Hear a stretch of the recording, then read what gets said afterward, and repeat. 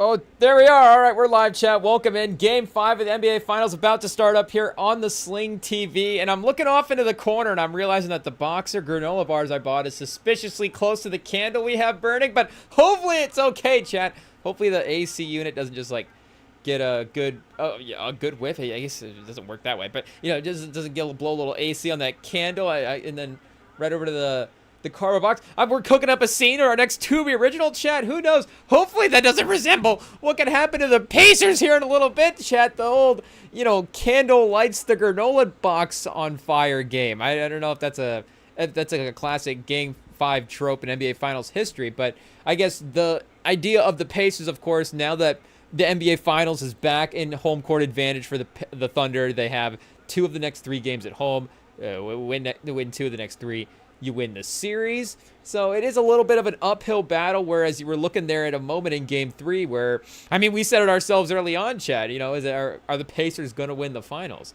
But, of course, now, again, it's not that they can't win the finals. It's just it's a little bit more of an uphill battle against a team that really feels like they're a bit destined, of course, to eventually win the finals. But we'll see, chat. We give them a chance. Make no mistake. Oh, I'm gonna be careful peeking at the ESPN, of course, with the head start. Maybe we just go straight into the trade machine, chat. Make no mistake. We will start cooking up Kevin Durant trades in a little bit. Not because this game will be boring. Hartenstein, slam dunk, first buckets for the Thunder. You know, again, ESPN way ahead of us at this point, chat. But it is what it is. It's just how the games go. For those of you that are joining us for the first time, I still haven't really figured it out. I guess it is just the streaming service of it all, chat. But regardless, you know, there is a bit of a delay. So a bit of a delay, yeah. I guess, and you know, the information relay from what we're seeing to what is actually on the screen. So and it's not the fact that we have Key and Peele on in the second TV that's like delaying our reaction time. It's no, actually the ESPN is a good, you know, 30 seconds, about 45 seconds ahead, honestly, at this point. But, you know, 2-2. Okay, we're cooking here, chat.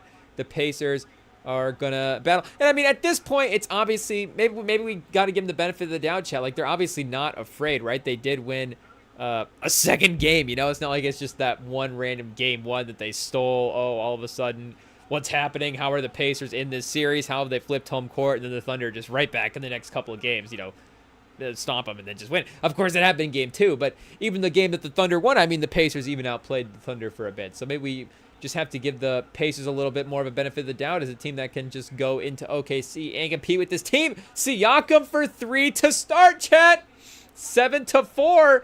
I mean, you never know. You just never know. And Siakam with the defense to start as well. This is going to be a high-intensity game. And it's been a couple of years since the latter half of the playoff, or I should say the final series, have mattered, because at least the last, and you know how greedy do we want to be as NBA fans, chat, but the last 2 years, yeah, Boston and then Denver, and, you know, Boston kind of had that series, at least the momentum of that series felt very in favor of them the whole time. So even though it didn't even go 6, did it? It just went 5. Yeah, it was like barely up. Yeah, and I mean, you know, of course, you know, you don't want to say lucky to get that one win, but again, it just kind of is how it works out sometimes. And then same with Denver as well too. Was this and this was a 5 seed. The last 2 games have stopped at this series right here. This one, of course, is at least guaranteed to get a 6th. Of course, Boston versus Golden State did go 6 games, and Boston versus Golden State, I guess, I don't know if we made this comparison already before, chat, but it doesn't matter. We're running it back. That's a little bit like that's like a Denzel movie almost. Oh, Jalen Williams with the transition dunk, chat. Hey, the place is electric. But even if the Denzel movie is not necessarily a perfect movie, it is still a great watch because Denzel is a great performer. And the 2022 finals it's still a well-played finals, but again, a majority of it is Steph.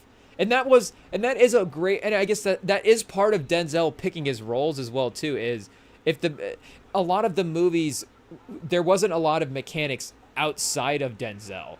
So I guess, you know, that could go almost to the heart, and, you know, speaking of Luka Doncic, like the Luka Doncic type of offense almost, where, you know, Curry at least has a little bit more, you'd think. There's a little bit more of a team aspect to that. Neesmith from the top of the key, chat. The teams are just going offense right here, shot for shot. 11 to 12. Indiana. 4 minutes into the game, not even, chat. 3 minutes in. Jalen Williams makes it 13-12 OKC. Forget the defense. This is what we want to see, chat. OKC, their historic defensive team. Let's be honest. Is this why nobody wants to give him credit? And I guess Shea himself is an offensive player, so of course, he's fun. But he's on this team that's a defensive team. Boring. Let's play offense, chat. Let's get some three-pointers up. Let's go toe-to-toe with Indiana. And yeah, just poor rotation, leaving Nesmith wide open. I mean, he's probably going to be one of the ones that you're less focused on, but that is tough. I think maybe Shea's on him right now, so I don't know if that's Shea's guy that he got mixed up. Did Shea not call out the switch earlier, chat? I don't know. Let's check the tapes. What does Dagnon say in the timeout? Shea, though, in transition, a chance to make up for it. Pulls it back. Hartenstein. Oh, the little back door. Jalen Williams again, chat. He continues to attack the basket. He was attacking it all last game, getting to the free throw line. You see here, like, the lack of... these guys aren't even guarding each other. They don't even touch each other. But, they're not even in each other's space whatsoever. Oh, Williams with the interception! He's not necessarily going full transition. Chat. Okay, the three is no good. Maybe could have been a little... actually, that could have been a time to be a little bit more aggressive, maybe. Or commit to pulling it back out and resetting the offense. When you pull it back out, but then just like, okay, I'll just take this three. This 1v4 three-pointer here. It's a little bit different. Oh, Siakam gets... Shea gets Siakam spinning around. Hey, yo. I mean, Siakam recovers. Decent challenge on the layup. Shea, of course, was going to get that layup. There's no way that Siakam would have been an amazing highlight if he had blocked that in any way. But 17-12. OKC. Again, the incredibly fast start, chat. Hey, yo. Even Indiana is putting up some points here. On pace for 100-plus points in the game already. We're no mathematician, but I think we can maybe project it out this time. But what were we saying, Chet? Oh, yeah. Our Denzel-Steph Curry comparison. So Denzel, you're watching a lot of the Denzel movies are, again, relying a lot on the Denzel performance. So because Denzel's such a great performer, the movies just have a baseline of entertainment value that's going to be there. And that's what this 22 finals is. It's an amazing finals because Steph is amazing in this finals. And we go back, look at the stats, because some of the Boston guys, the game-to-game stuff, by the end of the finals, again, the momentum of that, it really felt like Curry was unstoppable. They weren't really going to get past Curry in those last couple of games. So Milwaukee versus Phoenix would be sort of the last kind of, what-if series in a way, because we want to give Boston respect early in this series. Of course, I think they won game one. Excuse me, Chad. Okay, so yeah, okay, we've already been on here, chat. We just apparently don't remember it, but the Celtics, 120-108, and then the Warriors won 4 of the next 5 games, with Boston winning game 2. So it could be similar to what we see this year with Oklahoma City winning in 6 if they win game 5 and then win game 6 in Indiana. But I do, again, with the way Curry put up, 43 in game 4, chat. Again, game 4, I guess Shea did it. We do need to give Shea credit. Shea did have an amazing game, of course, and just had a slower start in the first half. Let me see. What was Steph Curry's first half in this game? Does anybody remember Steph Curry's first half points, game 4 of the 2022 NBA Finals? I'm sure the Warriors fans, there's some Warriors fans out there that definitely remember, and just some diehard Steph Curry's fans. But chat, get your guesses in. Okay, here we go. 19 in the first half, 24 in the second half. So just, an incredible start to end game for Steph Curry. So Shea in game 4, the last game, took him a little bit to get rolling. Chad, I feel like every time we turn Key and Peele on, they're playing the Make-A-Wish sketch, which of course, iconic sketch, but I guess it never gets old, so we're just pointing it out, if anything. But great job by the scheduling people for Key and Peele. And I guess, you run Key and Peele for a couple hours. There's probably going to be some, a couple days a week. There's going to be some repeats. But that's definitely going to be one worth repeating. Shout out. But, but whatever. So game 5, Warriors won by 10 points. Tatum, the leading scorer in the game, with 27, chat. Steph, just a complete dud in the next game. 0 for 9 from 3 in a finals game. Hey, yo, chat. So don't go back and rewatch game 5. Game 5 would be a ugly game to watch. Yeah, you have Tatum, again, with 27, but Smart with 20. And Jaylen Brown with 18 is the second lead getter for the Celtics. And, yeah, the Warriors somehow won this without making any three-pointers, chat. Pretty impressive. 9 for 40. Yeah, I guess Boston was 11 for 32. And then just closed out the next game, of course, as well. So, again, that Phoenix-Milwaukee series did really feel like, of course, Giannis was the best player in that series, and he was playing at an unbelievable level. But there was still a little bit of, even that last game was, of course, a very dramatic game, them winning that. And kind of fortunate as well, too, that Phoenix had such an amazing regular, or no, wait again, we're getting that timeline mixed up. But they were still a 50-win team this year, so they had the home court advantage in the finals. And Milwaukee might have needed to win that game 6 on their home court. You're going to have to remember all the injury history and who was playing for this one as well, too. But Giannis, just a casual 50-point closeout game. I mean, I don't know if we go like scoring in the closeout game of an NBA Finals, because I guess not every elimination game is necessarily a closeout game, of course.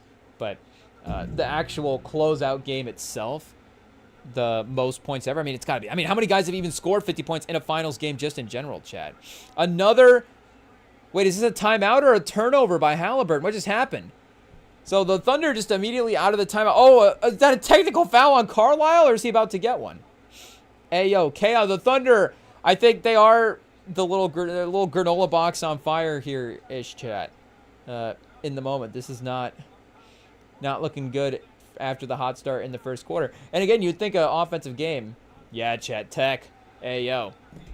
You would think an offensive game might necessarily, at least again, are they going to win every offensive game over OKC? Maybe not, but the competitiveness of it, you would think that'd be a more game competitively favoring Indiana, but maybe not, chat.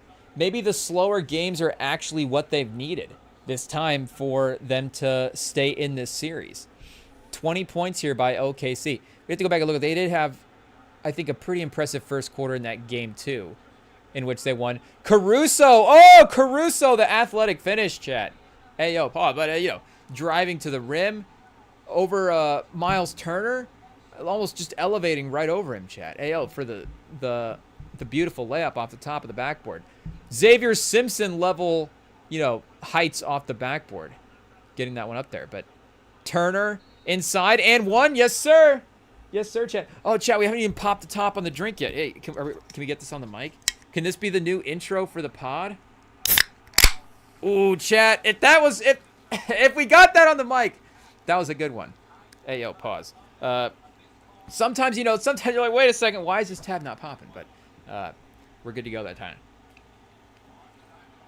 IT, cut that out. That'll be our intro sound for the pod, chat. We'll pop the tab on the pod in a way. But yeah, Turner with the and one, okay. They need 3 points. They need a slow down here. So Ben Shepherd in the game, chat. Is that the move? That's the counter. Obi Toppin, Miles Turner front court. Once we go second half, especially the last couple of games, it felt like it was more Obi Toppin, Pascal, the Toppin Siakam.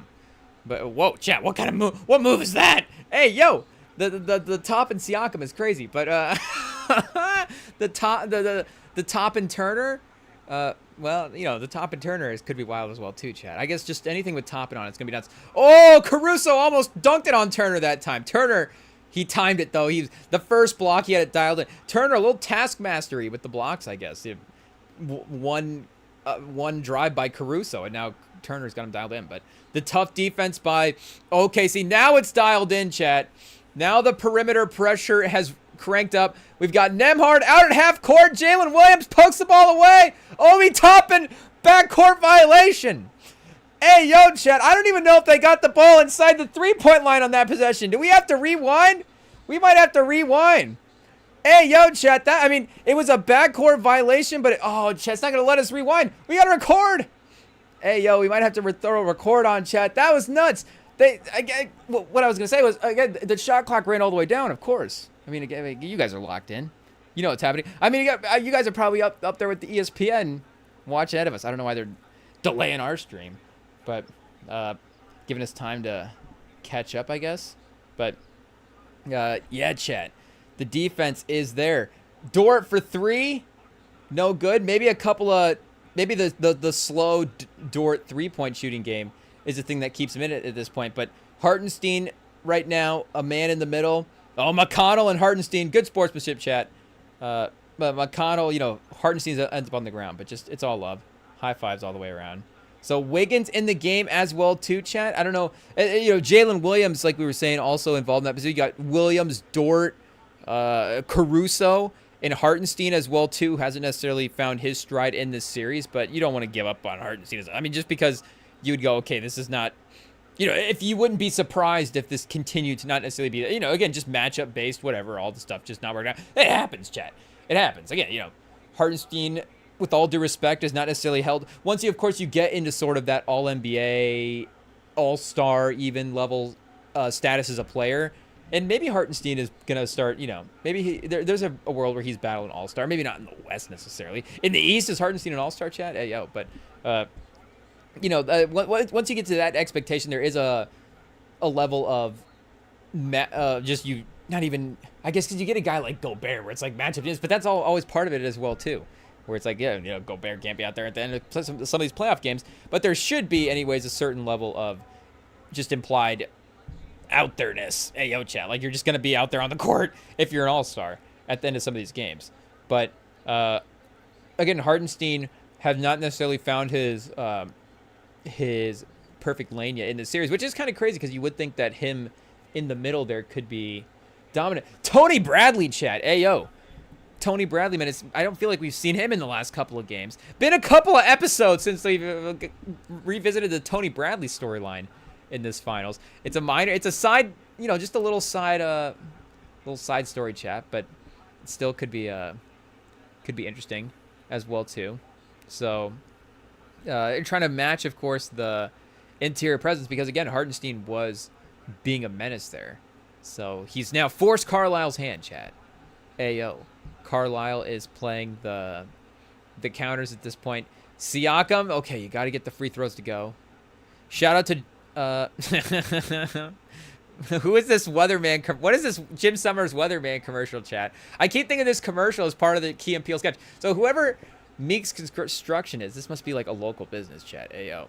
Whatever Meeks Construction is, this Jim Summers character they've got cooking, doing the weather report is working. At least sound off it is, well, what do we mean by that, chat? Hey, yo, we mean it's looking a little Key and Peele like, which I imagine is a compliment to what they're going for. So Caruso with the dribble handoff, chat. The Caruso Hartenstein two-man game, which means we've got Ben Shepherd and Tony Bradley in the two-man game on defense. Hey, yo, chat. If you're a Pacers fan, you're like, how do we get here? We're gonna win the finals to all of a sudden now we're going Tony Bradley and Ben Shepherd is our last chance. Oh, the turnover, the transition. Caruso blocked by Matherin.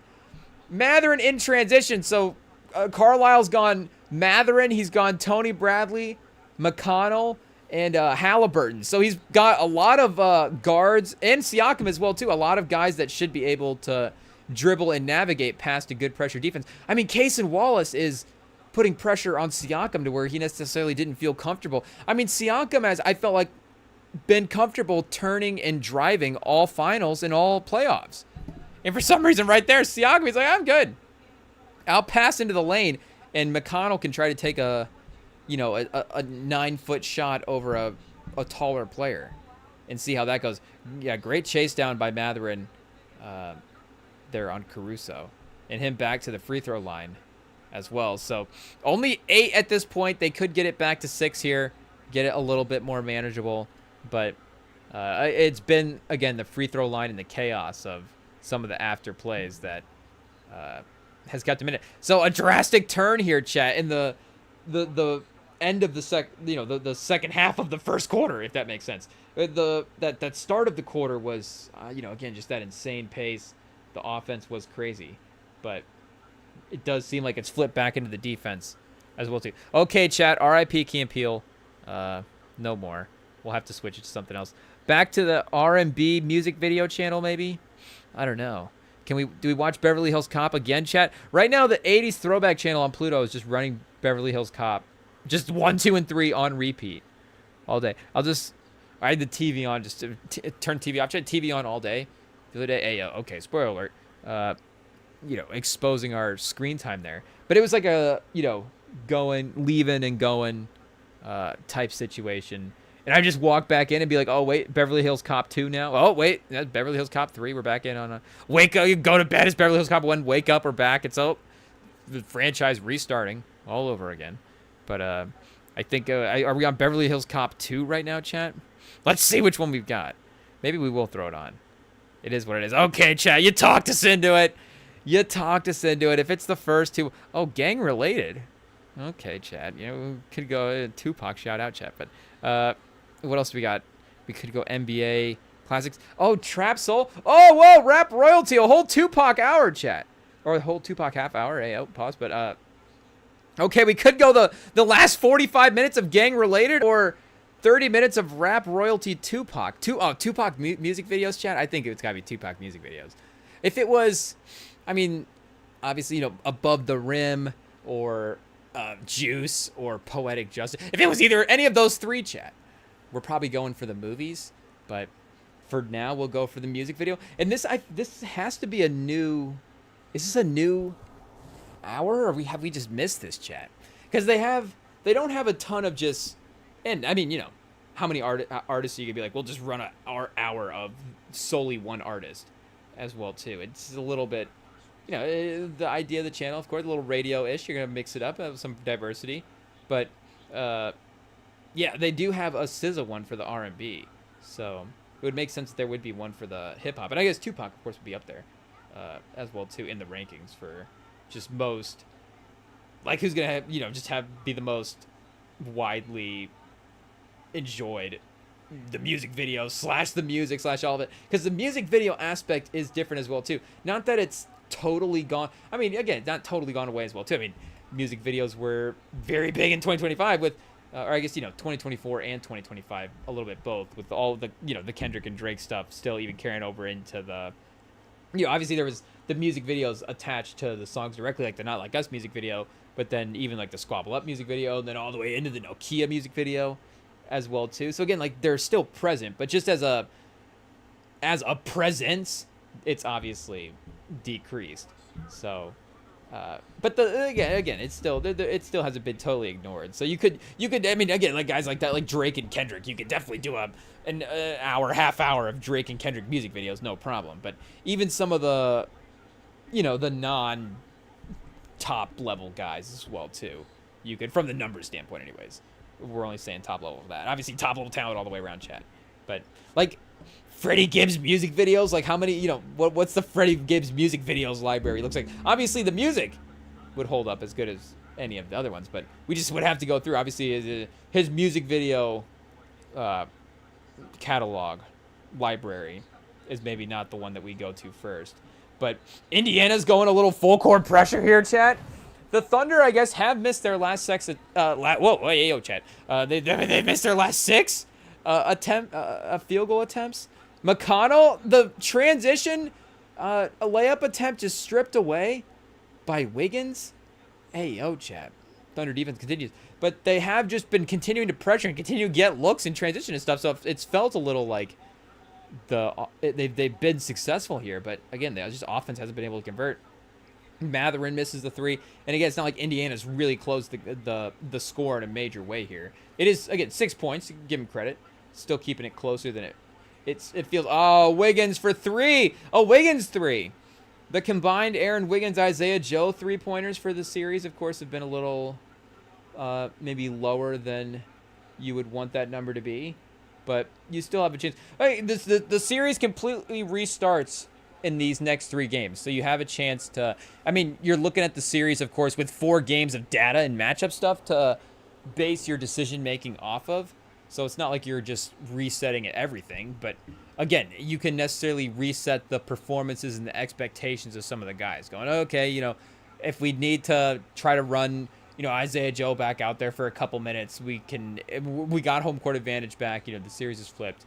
We got a confidence again as well, too. So Case and Wallace in the corner for 3. He's been another one. Again, and if the guys just start playing better, that's one thing as well, too. But he's been another guy that has offensively been a little bit down in the field goal percentages for the first couple of games to start in the finals. I mean, chat, they're just going to start with the California Love music video. Like, we're just not going to be able to pay attention to the first quarter of this game. I guess it's a good thing that they're doing, they're running the Tupac rap royalty block right now, chat, in the first, second quarter stretch, compared to if this was like fourth quarter material. I mean, we might actually have to turn the TV off, chat, just to concentrate. It is what it is. Toppin swooping in for the layup. Dunk. Ayo, Toppin doesn't lay it up, chat. What are we talking about? Tom for the dunk. Tony Bradley. Oh, chat, the off-ball foul. Oh, Tony Bradley. Dorisberg, silly foul. It says on the closed caption, Dorisberg said a silly foul. Hey, yo, chat. Did she say, bonjour, Mr. Hartenstein? Tony Bradley says, bonjour, Mr. Hartenstein. Welcome. Shout out to Dorisberg. Dorisberg, call in at halftime. I don't know if you're going to be, jogging over to the concession stands, but get an intern to do it. I don't know. I feel like the ESPN media people don't have access to the little, suites down there, the food, whatever's going on. There's not, a back room for food. That's something I need to, chat, we get in the chat GPT and figure out what it says. We need to look more into the food suite life for the NBA. Because I guess, because for the NFL, it's easy. I mean, the suites, of course, easy to comprehend as well, too, at the NFL stadiums. But the front row section makes more sense as well, too, from a entertainment standpoint, which maybe is why some of these NFL games are a little bit better. And maybe this is a newer stadium thing as well, too, chat. I don't know. But I feel like some of the older stadiums, obviously, they would just adjust the style of some of the lower seating stuff to fit with the modern times if they needed to. But I remember and Siakam just trying to cook Kendrick Williams one-on-one in the perimeter, not able to get nothing to go. Matherin does get the three-pointer to go, chat. So Matherin could be up for another impactful game here in Game 5. But when they opened the Viking Stadium in Minnesota, we were taking a trip up there as a family, just in general. Chet trying to dunk on Turner. Everybody's trying to dunk on Turner in this game. Ayo, chat.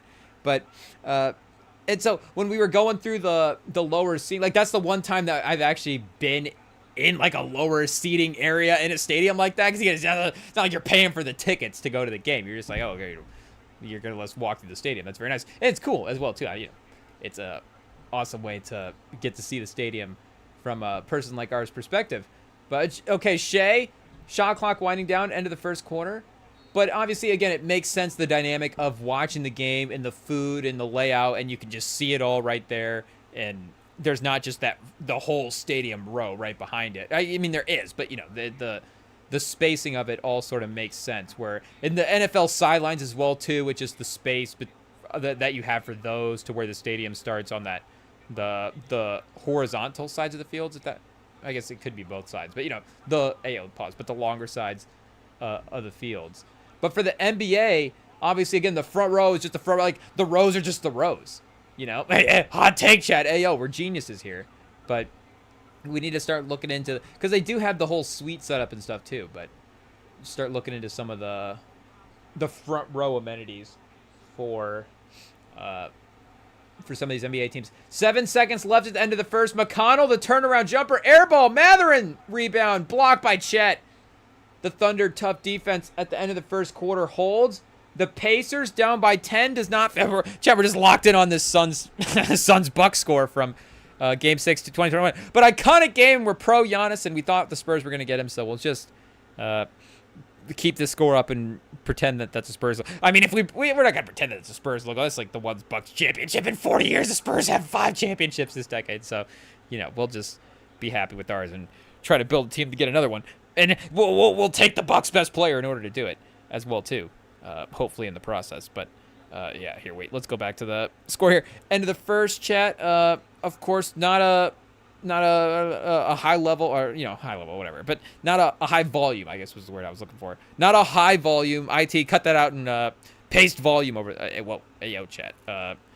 Paste is saying volume over the other word there. 0 for 2 to start. Not a lot of volume for the makes. For our guy Halliburton in the first quarter. So hopefully he'll be able to fight the defensive pressure here as the game goes on. Siakam, though, 2 for 3 is not bad, chat. Again, 3 honestly feels a little low for Halliburton. Or for Siakam. There is a little balance here for the Pacers that you expect, and the bench guys are actually leading in the shot attempts as well too. I mean, McConnell and Mathurin have been unafraid. If anything, that's the one thing that has been, again, keeping them. It's been the one thing that has been winning over the. It's nothing, I guess, has been winning. You know what even has been working at this point, Chad, but just the feistiness of them on some of these rebound attempts. And again, they are like McConnell is cutting into the lane. He is getting looks there. So do you want to build your offense around McConnell taking the little in the paint little jumper there? It could work if he's really cooking, but I don't know. We're at Game 5 in the NBA Finals here, so we've got some other stars. And Mathurin could be aggressive and get to the free throw line as well too. Again, and yeah, 2 and 3 rebounds here, chat, in the box score, I guess, for McConnell and Mathurin are leaders in the team as well too. Turner has 3 rebounds, but nobody else has 2, I guess, other than Mathurin. So yeah, of course, not a great first quarter for the Pacers, but still manageable if they can turn this around. 4 for 6 from 3 for the Thunder, 3 for 8 from 3 for the Pacers is a little bit of a difference as well too that definitely could extrapolate. But should we just see? Or wait, we said we were going to go for the Kevin Durant trade machine, but I guess there is actually one thing we should do, Columbo, one thing before we get to the Kevin Durant trade machine, because I was thinking about this today at work, chat. But I feel like we were robbed of a really great potential sequel for check out the Gone in 60 Seconds watch along that we did on Sunday. But I feel like we were robbed of a potential plot for a great sequel because we went in a different direction. But we ended up looking for a Dominique Toretto versus Memphis Reigns race and building that out a little bit. But there was the prompt for the sequel for Gone with the Wind in style of Demolition Man. And spoiler alert, chat. Memphis Reigns is the winner. If if you didn't go watch that Sunday. But here, let's see what we got here real quick, because I don't even remember why I was still why is anybody thinking about Demolition Man when they're at work, chat? But Sandra Bullock, Wesley Snipes, Stallone. I guess there's 3 reasons why you could be thinking about Demolition Man. But I was like, Demolition, still thinking about it. And then I was like, wait a second, we never actually saw what that movie would be. And that's like a crazy combination, of course. Gone in 60 Seconds and Demolition Man, and I don't even remember why we wanted those plots mixed together. Who knows, chat? Who knows? But all I remember is we wanted those plots mixed together, and I feel like we should do it. Pause to just see what we got. Chet driving baseline. Nothing, chat. So back to Turner and Siakam in the front court, and it's McConnell, Nembhard, Mathurin in the back court. So, of course, second quarter, you're going to mix it up a little bit. But that is an interesting, you still got your ball handlers out there. Pause. You still got your 2 starter front court guys in Siakam and Turner. And Wallace just swoops in front of Turner, steals the entry pass, pushes the pressure up the court. I mean, Wallace, Williams, Shea, and Holmgren. Wallace has also felt like his just that, not normal, but that high level pressure that the Thunder can apply on defense. Cason Wallace is definitely a part of that, and it feels like he is back to that level tonight as well too. Wiggins in 3, the transition 3. What is that now? 5 for 7. OKC up 13. Chat. That game 4 was a big swing game for the series, maybe. And again, maybe we're not giving Indiana credit from earlier in the series when all they were doing was winning games, just all playoffs, winning games in dramatic fashion. So, the fact that they were even playing with the Thunder at their own level, it's like, what's happening here? Though this is normal Pacers basketball, chat. This is what we expect from the Pacers, to be losing by 20 in the first half. Okay, chat, Gone with 60 Seconds in Demolition Man. Let's see what we got. Maybe we save it for the second half with the way that this game is pacing out. But it might take a while to go through the Kevin Durant trade machine as well, too. So you never know. But plot of a movie. Or no, wait, not plot of a movie. Chat. Not any movie. Plot of a Gone in 60 Seconds sequel. I guess, number 2. But Gone in 60 Seconds sequel. Influenced or borrowing? Chat. Borrowing What is it? What is it potentially borrowing from Demolition Man besides potentially, casting Wesley Snipes? Wesley Snipes as the villain. Oh, that's what it was, chat. Is that what we were looking for? I think that's what it was. It was Dominic Toretto and Memphis Reigns teaming up to stop like a Demolition Man, but it would be like if Arnold was also in Demolition Man, and Arnold and Stallone had to be a buddy cop duo to try to take down Wesley Snipes. So it'd be like Gone in 60 Seconds, Memphis Reigns, and Toretto. Or it could just be, oh no, it was Delroy. Hey, oh, shout out Delroy Lindo. It was Delroy Lindo needing Memphis Reigns' help to catch a criminal. Oh, okay, chat. So yeah, there we go. There we go. We got it. We got it. Our guy Delroy Lindo is going to be a major part of this sequel as well too, as you would expect, chat. Saved by Memphis Reigns at the end. Wait, Halliburton, chat? Oh, that was earlier, I guess. Going to the locker room. Okay. Indiana's still only down by 9 with Siakam at the free throw line. Now down by 10. They're, again, just in that keeping it interesting range. But we're gonna have to go to our REMINGTOM reporters and see what's going on with the Halliburton injury ice pack, heat pack situation. Why has he got the icy hot out, chat? Hey yo. But a plot of a Gone in 60 Second sequel that is I mean, we're basically giving it the plot, but either way, chat, we'll see what it is. But that is a team up movie between you're just gonna be too much of a prompt between do we just call him Lindo? Has anybody ever called him just Lindo? Between Delroy Lindo and Memphis Reigns. Hey yo, chat. One real name, one fake name. Shout out Memphis. Was it Memphis Reigns? Like that? Or Memphis Reigns like our energy drink. Hey yo, chat. Shout out. But Delroy Lindo, Memphis Reigns. Like a team up movie between Delroy Lindo and Memphis Reigns in the style of demo. So this is what's gonna bring in the futuristic aspects of it as well too, because of course this is a futuristic movie. But let's see what we get here, chat. A plot of a Gone in 60 Second sequel that is a team-up movie between Delroy Lindo and Memphis Reigns in the style of Demolition Man. I guess for those that may not be familiar with the plot of Demolition Man, I think maybe 93. It's on either Tubi or Pluto. It's on one of those two right now, chat. Ayo. The libraries, we get them a little crossed up sometimes.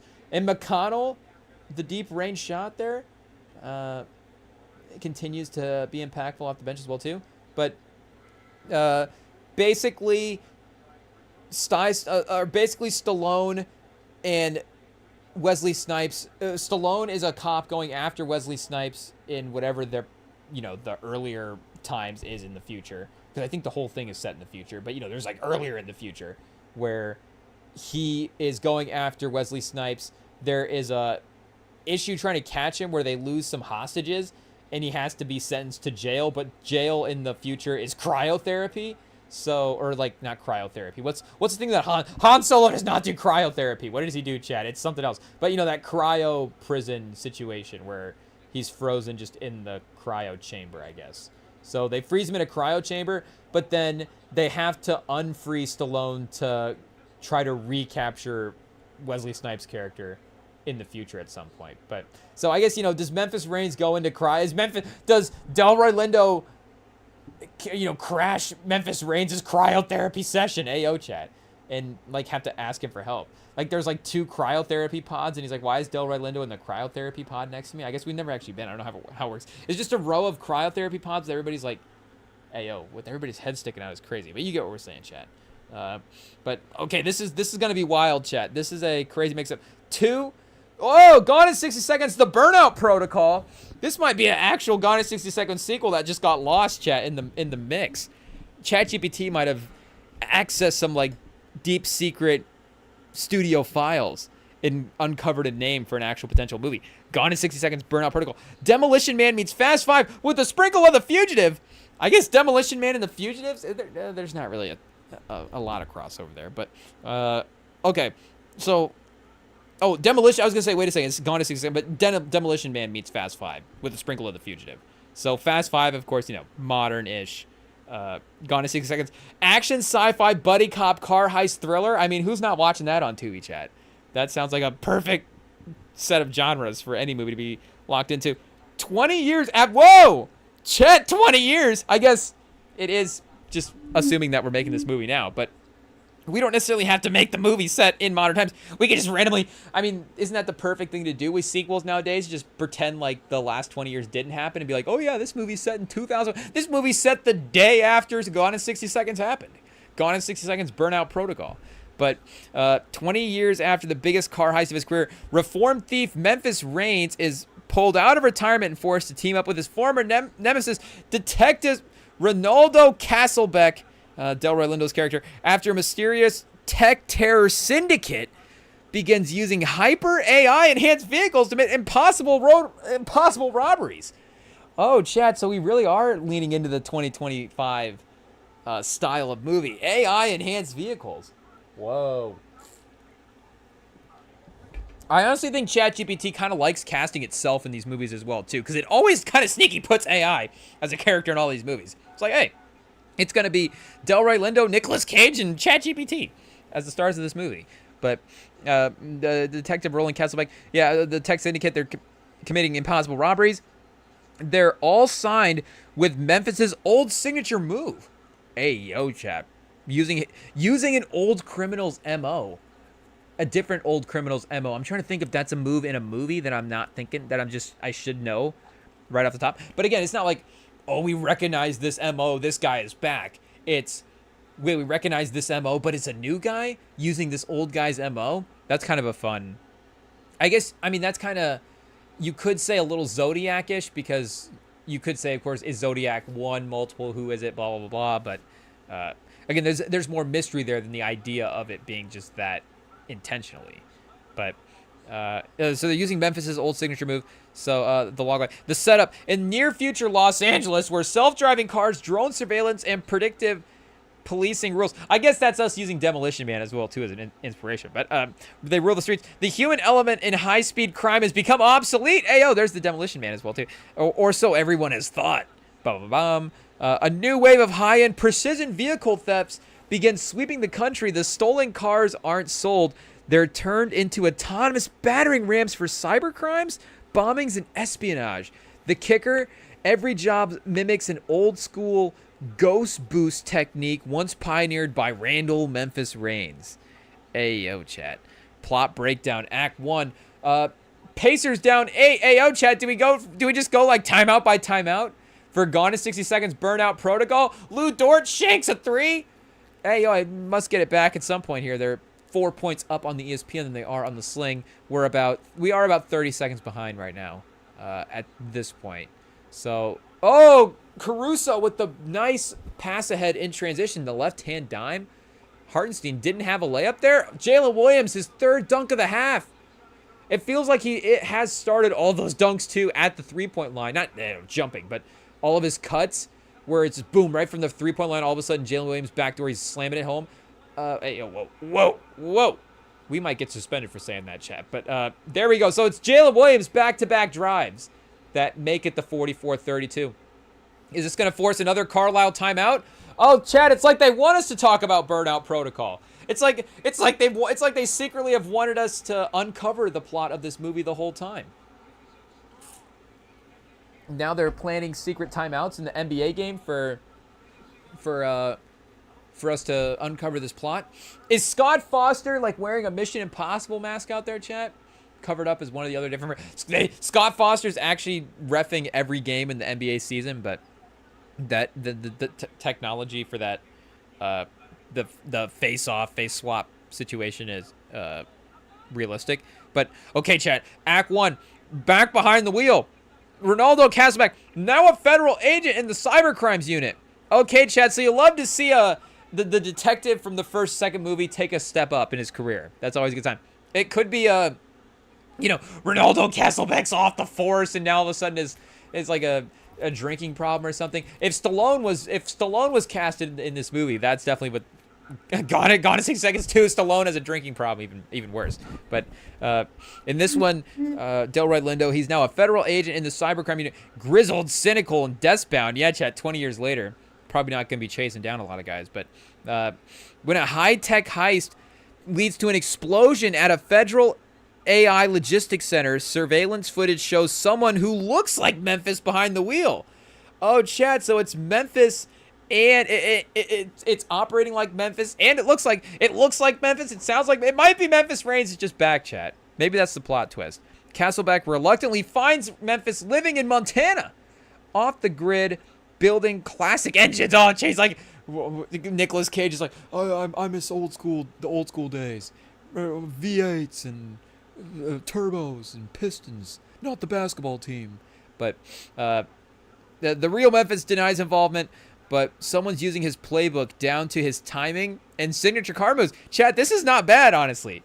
This is not bad. I can see this scene. This is a really easy setup. Like, you can have a quick, I mean, you can have a good opening heist to start the movie as well too. But you could have a quicker version of the opening heist. Oh, chat, we're drawing on the wall.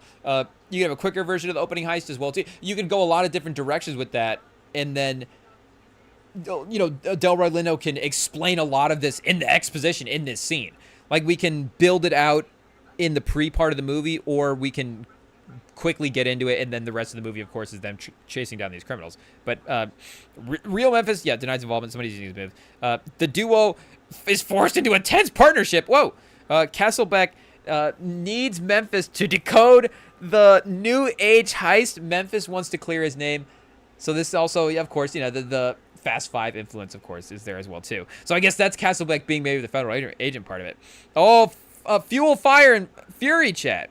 Maybe this is some of the Fast and Furious influence. Is Memphis going to be dragging us safe through the streets of futuristic LA at some point in Act 3?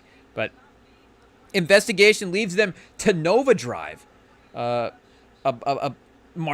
black market tech ring led by charismatic ex-military auto hacker named Crash, played by someone like Mahershala Ali or Pedro Pascal, Ayo, who's obsessed with tracking down the outdated human element of driving. Oh, taking down the outdated element of human driving. Yeah, we might have to build that motive out a little bit more, chat.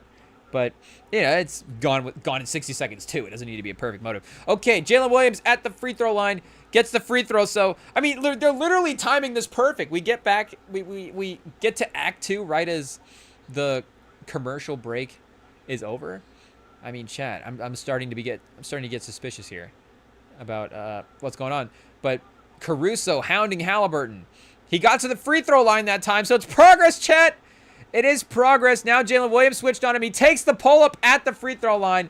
Nothing doing. I mean, that distance, it's not a terrible shot. Jalen Williams is a good defender, so falling way off balance. Yeah, it's just not necessarily checking a lot of boxes for shot quality, but it's more the shot mentality. Hey, chat, what are we, a coach? It's more the shot mentality for Halliburton at this point.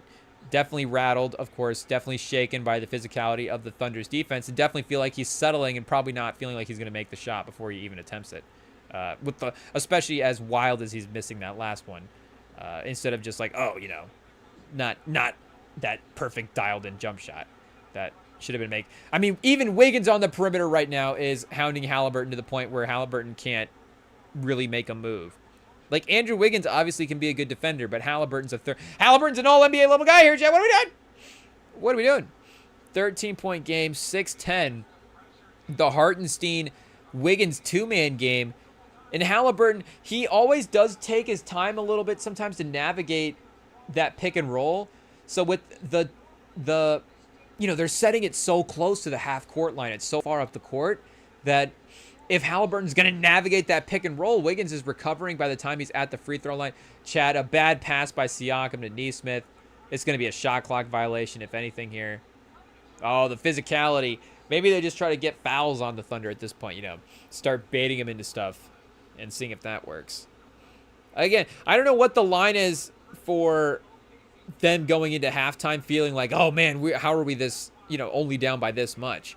But it does feel like with the defensive pressure, the way it's playing, and maybe it just needs the rest of the game, of course, to continue to grow the lead. Ayo, but it does feel like anything below 18 points at this point, going in again, projecting a little bit going into halftime as well too. We still are at 6 minutes left in the second quarter, but it does feel like at this point going into halftime, anything below 18 points would kind of be like, oh, yeah, no, that's not too bad, honestly. It feels like the defensive pressure is insane. We can't move the ball. We can't make any shots. You know, if we get some good offense here going, could we outscore them by X amount of points in the second half, obviously. But the quick attempt, honestly, Nemhard off of the jump ball attempt was probably the best look they've gotten all night, or in a while now. 11 turnovers to 3 in favor of OKC, forcing too many turnovers from Indiana so far, as well. And again, 45 points for OKC is pretty. Yeah, they're cooking on offense right now. Oh yeah, Chat, tough shot by Shea. Hey just Siakam right in his space. Probably could have been a foul. Right over the top of the free throw line. Turner barrels down the lane. The Pacers, again, just fall down. Every time you barrel into the lane at this point, fall down. You just fouls, free throws. It's the only type of shots you can get. Jump shots are off the table. I don't know. Maybe shout out Gene Hackman. Only Gene Hackman could coach a team at this point, I think, that could win this game. It's just, Rick Carlisle. Could he get into his Gene Hackman bag? Ayo. But hey, Rick Carlisle, it's not impossible to see him being a Gene Hackman-y character.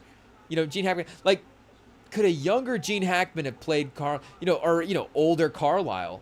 Could he be played by a Gene Hackman in the movie? But I think he might be the only guy that could inspire a team with a game plan that just can't make field goals. He's like, okay, we're only going to have to shoot free throws. Or maybe, our guy Jimmy Chitwood is the only guy that could actually make shots against what would Jimmy Chitwood's field goal percentage be against the Thunder's defense, Chat? That is the question. Jimmy Chitwood, of course, maybe the best field goal percentage of any player in Chad, that's a tough question.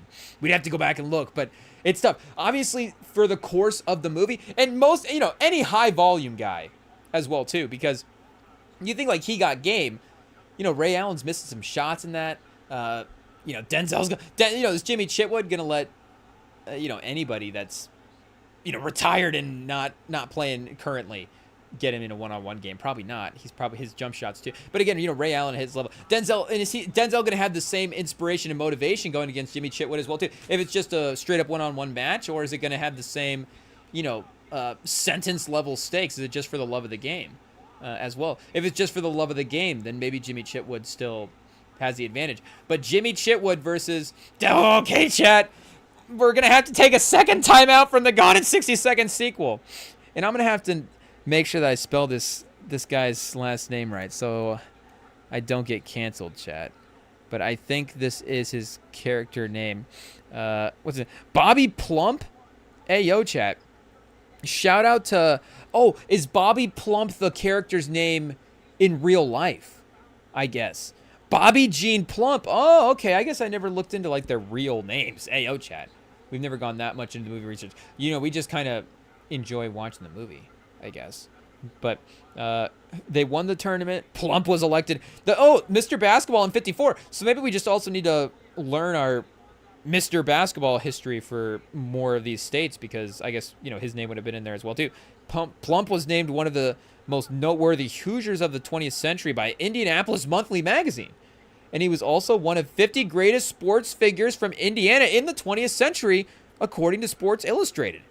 Oh, can we get that article? Where is that article? The 50 sports players in Indiana history, or whatever. Is that from Indiana? Like, Bird? Where's he at in that list? I guess, who are all the Indiana guys? Speaking of Freddie Gibbs, I guess not necessarily an athlete, but yeah, shout out, Chat. The Phillips 66ers? Oh, like the gas station? Hey, Chat. So gas stations have been sponsoring the league for a long time. Hey, the Phillips 6. Is this the first Oklahoma City Thunder? And now it's Love's gas stations, Chat. Hey, what do you know? Even back in the 50s, Bobby Plump was playing for Love's gas station with a Love's gas station sponsorship jersey on his jersey, I guess. But the patch on his jersey, I guess, is a better way to say it. Would the Hoosiers school have had sponsorships? What would the NIL deal? Which, I guess this is not going to be a Hoosiers rewatch, but which movie, or which movie? what are we trying to say, chat? Which shoe company would the school have signed with in the movie if it was 2025? I guess if we might have to do a Hoosiers rewatch, because I just want to. I honestly just want to recast Hoosiers in 2025 with some of the NIL stuff too, because I think it is a different movie as well too. Could you? I guess that could be a fun, but it still is part of it. I think you would use NIL to maybe express the sort of state that Gene Hackman's school is in, chat. Does it become a little, because we did see this with Dion at Jackson State, where of course he goes to Jackson State and is like, oh, the funding and stuff, let's make sure that we're, him generating more interest as well too, continue to help that stuff. But if it's like the compare and contrast of the Hoosier school versus like, oh, this school has got all the NIL money, and then it's like they're competing in the championships against teams that are being assembled, and then there's, because the assembling is still happening in high school. It's not just the college transfer stuff of it as well too, chat. But how many chat points per game would how many, who is Jimmy Chitwood, whose minutes is he taking on the Pacers? Would Jimmy Chitwood score, because I guess the Indiana Ties, they would need him, chat, for the Pacers in the 2025 NBA Finals versus the Thunder. And I will guarantee, because we have looked at the Thunder before on the ChatGPT, they are a little behind. They do think that Josh Giddey is still on the Thunder. So Jimmy Chitwood not having to score against Caruso would be definitely a little bit easier. Oh, Jalen Williams, chat. What is Jalen Williams up to tonight? Hey, yo, the man is cooking. 16. He's again the leading scorer, 6 for 12. 6 for 12. And Shea is, and this is the difference, is tonight, I would say, Shea is playing well. He's 3 for 4. He's definitely, 3 for 4. He's a little quiet for sure. I mean, 52 points at this point is starting to spiral a little bit for sure. But Williams has just been aggressive. He's been getting looks. He's been attacking. He's been getting open. So it's not like it's not like it's been a thing as last time where it's, oh, Williams out of necessity is carrying the team. I mean, he's just carrying the team because he's balling right now and he's playing well. So it's both versions of it that are awesome and express why this Thunder team is dangerous. They're a team that everybody's playing well and it's scary, or they have enough guys that, oh, who's the star tonight, potentially, as they continue to get better as well too going forward. But, Chad, they're closing in on a 20-point lead here, 16 points. That 18-point mark that we were looking at, that halftime, 2:30 left, it's getting dicey, Chad. It's getting dicey, and the ESPN might even get it to 18 before we watch it. But, Jimmy Chitwood for the Pacers in the finals, and I guess we'll just let it know that the Thunder did trade Giddey for Caruso. It should be able to put the pieces together and figure out what we're talking about. So would he help this team out, chat, in the finals? Because again, just the percentage is crazy. Assuming Jimmy Chitwood somehow translated his legendary film era performance into the modern NBA, joining the Pacers in 2025 against the Thunder, who've added lockdown defender Alex Caruso, you can make an educated projection based on a few factors. Fiction to modern translation. So Shea now at the free throw line, adding to that point total that we just saw, 11. Or that was probably actually, again, caught up to what we were just watching now. But, okay. So in Hoosiers, Jimmy Chitwood scored roughly 40 points every 100. So 40 points per 100 possessions. Extrapolating about 40 points per 100 possession output. Today, NBA teams average 100 to 110 points per possession. So you maintain that efficiency, he'd be in the 40 point per game range per 46 minutes. Okay, absolutely superstar level. So they are just straight up and they're giving him the high school numbers as well too. They're not being like, okay, is this the ChatGPT is like historically this is how guys' numbers like kind of look as they go down a little bit from high school to college, and the percentages. Can you figure that out as well too? Like, could be a way to do that with running backs? Where it's like, okay, yeah, Derrick Henry's not going to run for 5,000 yards in the NFL, but if you run for 5,000 yards in a high school season, does that mean you're going to run for 2,000 yards in an NFL season? Like, is there a correlation there? But, so is 40 points a game in a high school game, is that, 35 a game in NBA is still pretty close. But Facing Thunder plus Caruso. Caruso's arriving in OKC. Trading for immediately, but yeah. Okay, so we know exactly. He logged 4 steals and 3 deflections and held opponents to 3 of 15 in a key playoff comeback. Oh, chat, look at that. Hey, yo.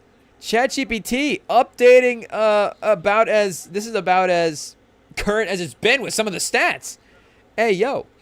Sometimes, again, it slacks. So I guess there's no way to prove that we would have been right with knowing that Josh Giddey would have been on the team beforehand.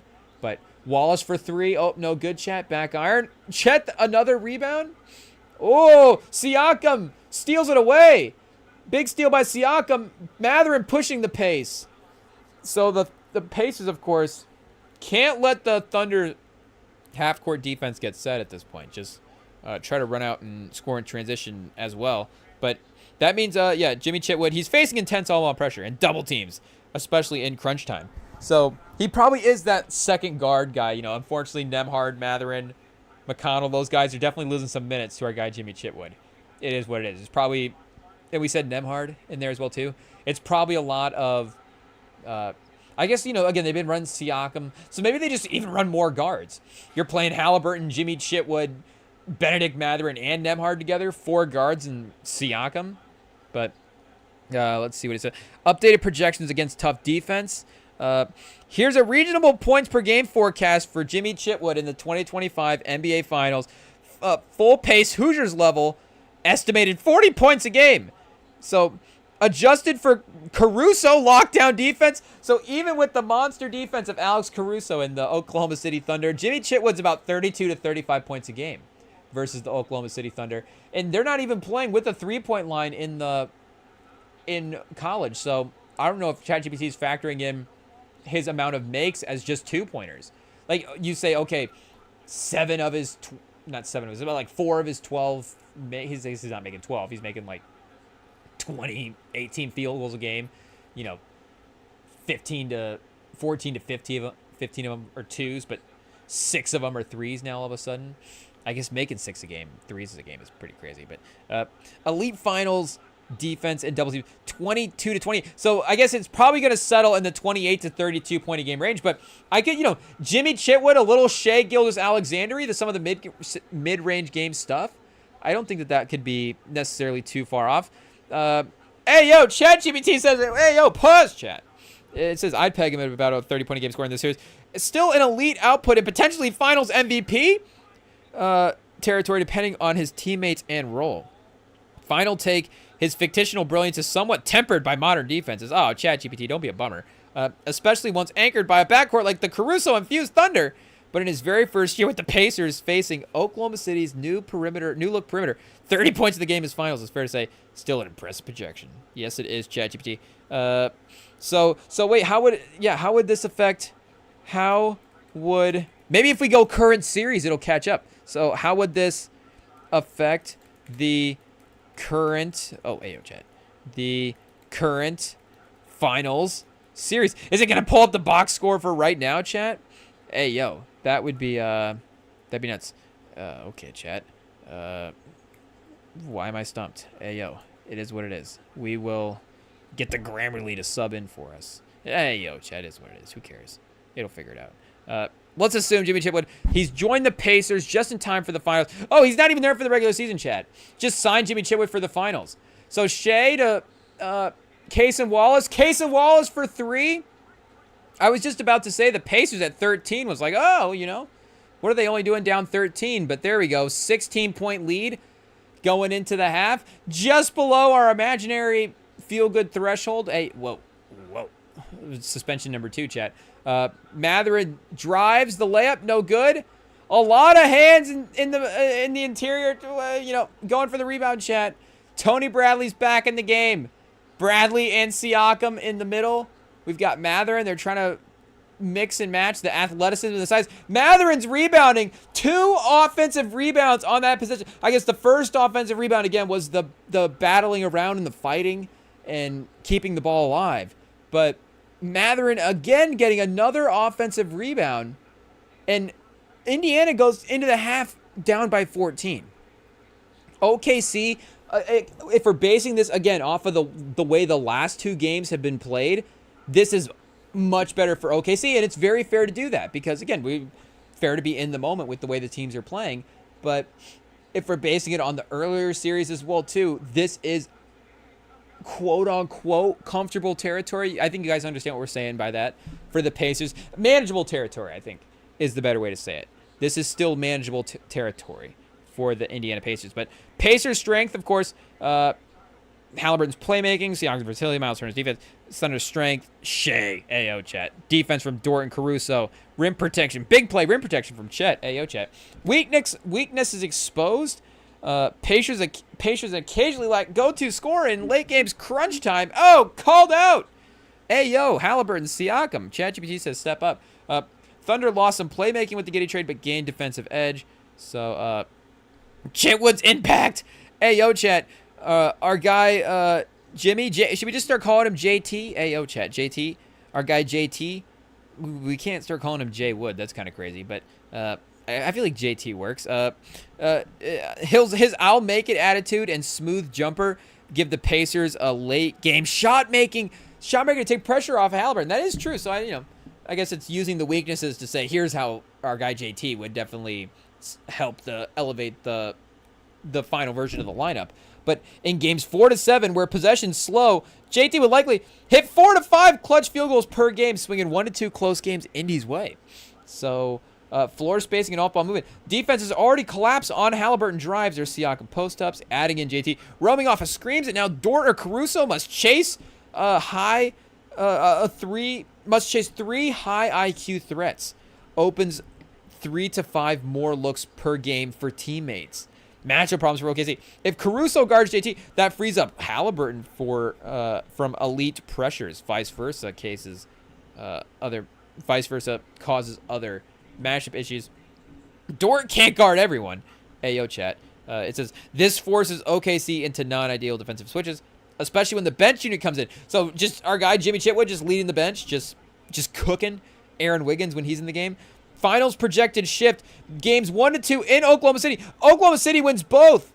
Result without Chitwood. Oh, wait a second. So it's not caught up with the current NBA Finals. Result which... Okay, so if Jimmy Chitwood is in this NBA Finals, it doesn't change what happened in Game 1 and 2. OKC still... Because I guess Jimmy Chitwood, just like the rest of the Pacers, he's right there with them, Chad. He's not playing well in that game, too.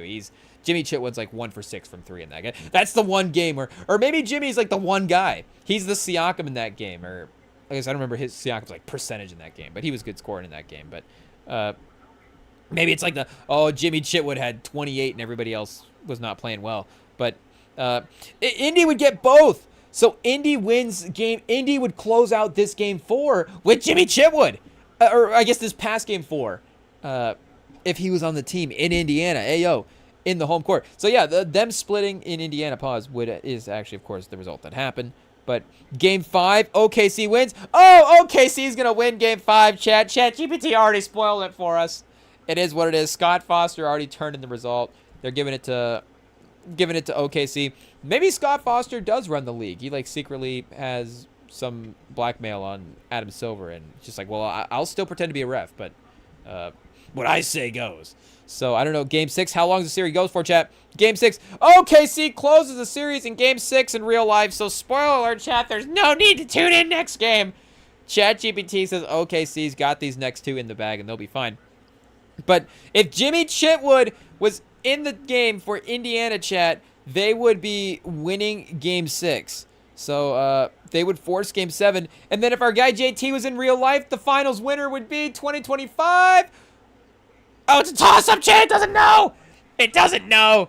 Hey, yo. Jimmy Chitwood scored 30 points a game. Likely Indiana pushes the Thunder to Game 7 with a legit chance to win the title. Maybe even Chitwood hits a game winner in Game 7 at the Paycom Center. It's literally saying a last-second game. It's going to be our guy JT versus Dort one-on-one. Who wins, chat? Wow, the drama. So, I mean, the NBA needs to actually figure out how to AI Jimmy Chitwood into this finals, and maybe the ratings will go up a little. That would definitely increase the ratings, chat. And AI Jimmy Chitwood. But finals odds, would he be the leader? Plus 175. Would he be the leader, chat? Ayo, SGA at 2-1, Halliburton at 6-1, Caruso at plus 850. Just it's like Caruso having to guard our guy JT. It's just he has to be the finals MVP for that kind of effort. Siakam then at 11-1. Fake odds from ChatGPT is great, chat. It's unfortunately learning our habits. But JT turns the finals from a hard-fought Thunder win to a true 50-50 battle. He gives the Pacers what they desperately need, a cold-blooded closer who doesn't blink. He might not stop SGA, but he does match him bucket for bucket. Hey, yo, chat. So should we get, what would his regular season have looked like on the Pacers this year? Because I guess if we do like a Jimmy Chitwood, I guess we could cast Jimmy Chitwood on any team at any point in NBA history. That it's not necessarily ever going to get old. But we could just cast him on the Pacers again next year and see how it goes. But we could also cast him in that time as well, too. You know, I guess him going to the NBA in the 50s is not super fun. But, you know, maybe it is. It's like Jimmy Chitwood and Bob Pettit team up to stop the Celtics dynasty. See, that I don't know, Chad. It sounds like a to-be original to me, maybe. But what would his regular season have looked like on the Pacers this year? Second team All-NBA for our guy Jimmy Chitwood. Pacers. Here's a realistic and fun prediction, I guess, of how you. So pure shooter, Klay Thompson, Allen Houston type. Hey, yo, chat. Jimmy Chitwood, Klay Thompson. I could definitely see it. Some of the off-ball stuff. Maybe Jimmy Chitwood actually learned some of the on-ball creation stuff and adds that into his game that you were always kind of hoping that Klay would take the next step or just continue to like, or what does that look like fully unlocked, you know? But off-ball movement, JJ Redick and Rip Hamilton, shout out. Size estimate, Ayo, whoa. 6'5" shooting guard. Defensive profile, smart, solid team defender like Grayson Allen. So I guess, you know, Klay Thompson in the mix. Like if he was Klay Thompson, two-way player, he's obviously, you know, all NBA and all defense. But Grayson Allen is a guy that is definitely, again, not all defense, but maybe could be above average at times. Personality and attitude, big shot taker, high IQ, very quiet. So, you know, obviously a little Tim Duncan-y. Definitely, I mean, Jimmy Chitwood's going to the Spurs, of course. And I guess that's the one thing that's holding him back in the 50s is the Spurs don't exist as an organization. But Jimmy Chitwood in the 80s, the 90s, 2000s, 2020s, lock him into San Antonio. Though, of course, Indiana with Carlisle is that kind of like high IQ vibe, team style type team. But 76 games played, so he definitely makes sure to get above the threshold for the awards voting. He is out there as one of the most consistent players in the regular season, honestly. 76 games played is refreshing, chat. Hey, yo. The old school, you know, but the Gene Hackman just in the back of his mind, like, you got to get out there and play, I guess. But just no days off. His stat line is, 33.5 minutes. I was going to say, whoa! 33.5 points a game is nuts. So, is he more points per minute or less? He is 22.4 points per minute. Very tame, chat. A very reasonable, balanced attack by the Pacers, adding in Jimmy Chitwood. So it just ascends to multiple levels as we hit the finals, Chad. He goes from 22 a game in the regular season to 28 a game in the finals. I don't know if ChatGPT is being necessarily super consistent here. But 3 assists, okay, is some of the off-ball stuff. Like if our guy JT gets the ball, it's going up. It is what it is. He's taking the shot. And 3.7 rebounds, maybe crash the glass a little bit more as well, too. 1 steal. 48% from the field, 42%, almost 43, a 48, 43, 90 guy. Elite percentages, as you would expect, of the true shooting off them. Oh, chat, a little Austin Reeves? Jimmy Chitwood, Austin Reeves? Austin Reeves, though, chat, I got to be honest. Well, again, it's Jimmy Chitwood in high school, just scoring 40 points a game. But him in the NBA, like, I've seen Austin Reeves do it, so pause. Like, I would maybe just bank on Austin Reeves at this point. I feel like where his on-ball creation is going is it's going to have like 1 or 1.5 more levels up to it potentially. So the percentages could still continue to be in this range, and he's already a 20-point-a-game scorer as well too. So I'll just take Austin Reeves on our team as of right now. But Jimmy Chitwood also could be that style of player as well too. They left him out of the comps, chat, in this. So a little bit of maybe a worse defender than Grayson Allen, unfortunately, Austin Reeves. It is what it is. So Austin Reeves' offense with Grayson Allen's defense. Oh, chat, the Lakers would be so lucky. Hey, yo. I guess 113 defensive rating is not brilliant. But number 2 option on offense by Halliburton runs off screens in Carlisle's motion-heavy system. Like, oh, Buddy Hield. Chat. He'd be like a kind of a perfect Buddy Hield replacement. Hey, yo. And I forget who it was. Was it Zach Lowe on Bill Simmons' pod talking about how much all the Pacers guys in their organization just love Buddy Hield from back in the day? So, I mean, it's always weird when, well, not weird. I mean, it makes sense. We understand how basketball works. It's just always a funny thing, I guess, when the teams are hyping up a guy that they traded away or didn't re-sign or whatever. And it's like, oh, yeah, we love that guy. It's like, well, he's not on your team anymore, but also your team's better. So it is what it is. The love is... It's a weird love, chat, but it is what it is. So, trusted late-game shooter, closes every game, defensively hides in the least threatening guard, but rotates well. So, he'll step up when needs, chat. He'll get like occasionally in the fourth quarter, get switched onto the center, and you'll be like, oh, Jimmy Chitwood, the steal. Like, that was impressive. But comparison to other 2025 Pacers, Halliburton goes to about 20 a game. So, he would lead the Pacers in scoring. You got 20 from Halliburton, 22 from Chitwood, 17 from Siakam, 14 from Miles Turner. Hey, yo, chat. That is a pretty good lineup. So, all-star reserve. Okay, not 22 a game, not an all-star starter. Three-point contest winner, though, at 43% a game. So, his clutch gene and his big game mentality continue into all-star weekend. And just his competitive nature. Like, I'm taking everything seriously, Step into all-star weekend, take the three-point contest. Go with that Larry Bird mentality. Who's going to be second place? But third team All NBA possible, not a lock. So it would probably be a battle between him and Halliburton, I guess. And it just is. The argument is, well, Jimmy Chitwood is the guy in the late games, but it's like, well, Halliburton's the pick and roll and the playmaking. Halliburton's still 20 and 10. But it's like, oh, well, he doesn't get those assists if Jimmy Chitwood's not hitting his shots. So that would be a fun argument. Stephen A. and Mad Dog and Kendrick Perkins debating about who should be third team All NBA between Halliburton and Jimmy Chitwood off the Pacers would be a fun segment on First Take for sure. And some Clutch Player of the Year votes. He might actually win that award, honestly. Definitely in the conversation, yeah. If he is this kind of clutch guy, I could definitely see that now that they have that award in the mix. So definitely regular season, one of the most efficient. Perfect fit, of course, in Carlisle's offense. With his floor spacing ability, there's really not a team that he wouldn't, of course, fit into. I mean, Jimmy Chitwood's like Duncan Robinson at worst. He's anywhere between Duncan Robinson and Austin Reeves. I don't know if that seems like the most exciting floor ceiling situation, but to be honest, again, that's a good player, chat. That's just a guaranteed impactful playoff guy at some point to varying different degrees. But a legit fan favorite and meme legend turned legit all-star, according to ChatGPT. He turned Indiana into the top 3 offense and make them feel like the 2015 Warriors pre-dynasty. Slick ball movement, devastating spacing, and quiet assassin. That is true, chat, because, I mean, as we've all talked about, do you want to see his rookie card or 2K25 rating? Oh, well, chat, we've got to see his 2K rating. I mean, we got to see the card as well, too. They just know how to prompt us in the next way. But we do have to see the 2K rating, of course, chat. 86 overall as a rookie. Oh, we're giving him 2025 rookie. Comparable to Paolo, early Devin Booker, or Desmond Bane. But after this finals, of course, 28 a game in the finals. He's up to a 90 overall. Upgraded after multiple 30-plus finals point games and clutch shots. Yeah, so Halliburton, I would guess, is 90 overall plus in 2K right now, if he wasn't already. I mean, again, you got Banchero as a rookie-level Banchero, 86. I mean, I imagine Halliburton was already above an 86. Do we want to break down his individual attributes? Passing IQ at a 75?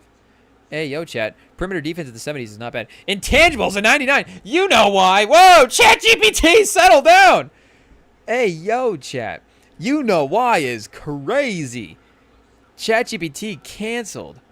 Whoa. But moves well, but not Morant fast. Okay, ChatGPT. This is not going well. Badges? Hall of Fame catch and shooter, Hall of Fame clutch shooter, golden deadeye, gold off-ball pest? A gold off-ball pest?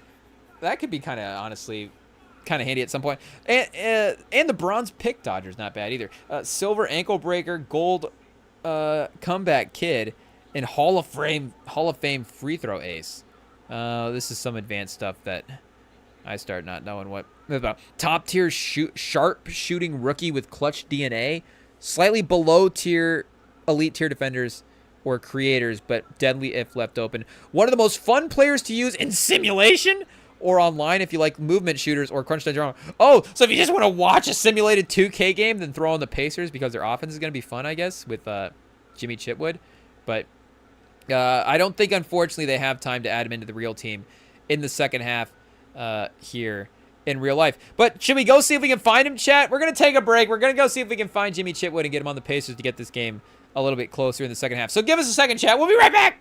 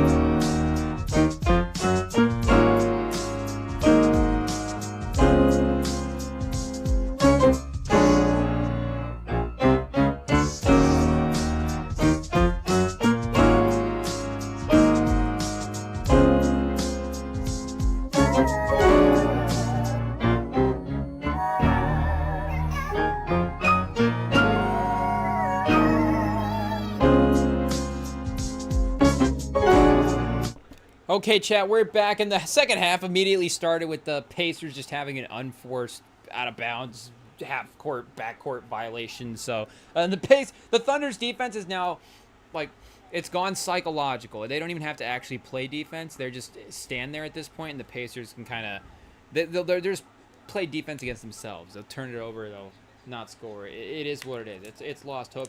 The coaches are like, in halftime interviews, Halliburton, we've given up hope. We don't know what's going to happen. It's a lost cause. But I don't know if that's actually the case, so we'll see. Second half, as they power through here, chat. So we will get to Kevin Durant trade machine here in a second. But we still got Act 2 of Gone in 60 Seconds Burnout Protocol. So, quick Jimmy Chitwood detour, chat. We got him up to a 90 overall in 2K in just a couple of minutes. But here, let's go back. Gone in 60 Seconds sequel. Burnout Protocol. Whoa, chat. Spoiler alert. We just scrolled to the bottom. Ayo. So, I don't know. Does anybody else see the tagline there? I didn't really pay attention. But, okay, so Act 1, we've got the Ayo, chat. What do we got? We got the criminals committing car crimes with old engines. Chat, we're gonna need ChatGPT to sum this back up again for us. But let's see here. Okay, Act 2 anyways. Okay, Act 1 ended with the duo is forced into a tense partnership. Castlebeck needs Memphis to decode new age heist. Memphis wants to clear his name. That's right, because the criminals are using Memphis Reigns' old MO, and Delroy Lindo even thinks the criminals look like Memphis Reigns. Ayo, chat. Delroy Lindo. He's like, all you guys look the same. But Act 2, Fuel, Fire, and Fire. And I guess we should remember as well, too, a little bit of Gone in 60 Seconds, of course, as it is the sequel. Meets Demolition Man, meets Fast 5, meets The Fugitive. So I guess, is this Memphis Reigns fugitive role a little bit here? But the investigation leads them to Nova Drive. Oh, that's right. Okay, the black market tech ring led by the charismatic ex-military auto hacker named Crash, played by Mahershala Ali or Pedro Pascal. Let's just go ahead and say that that's Mahershala Ali, chat. But who's obsessed with taking down the outdated human element of driving.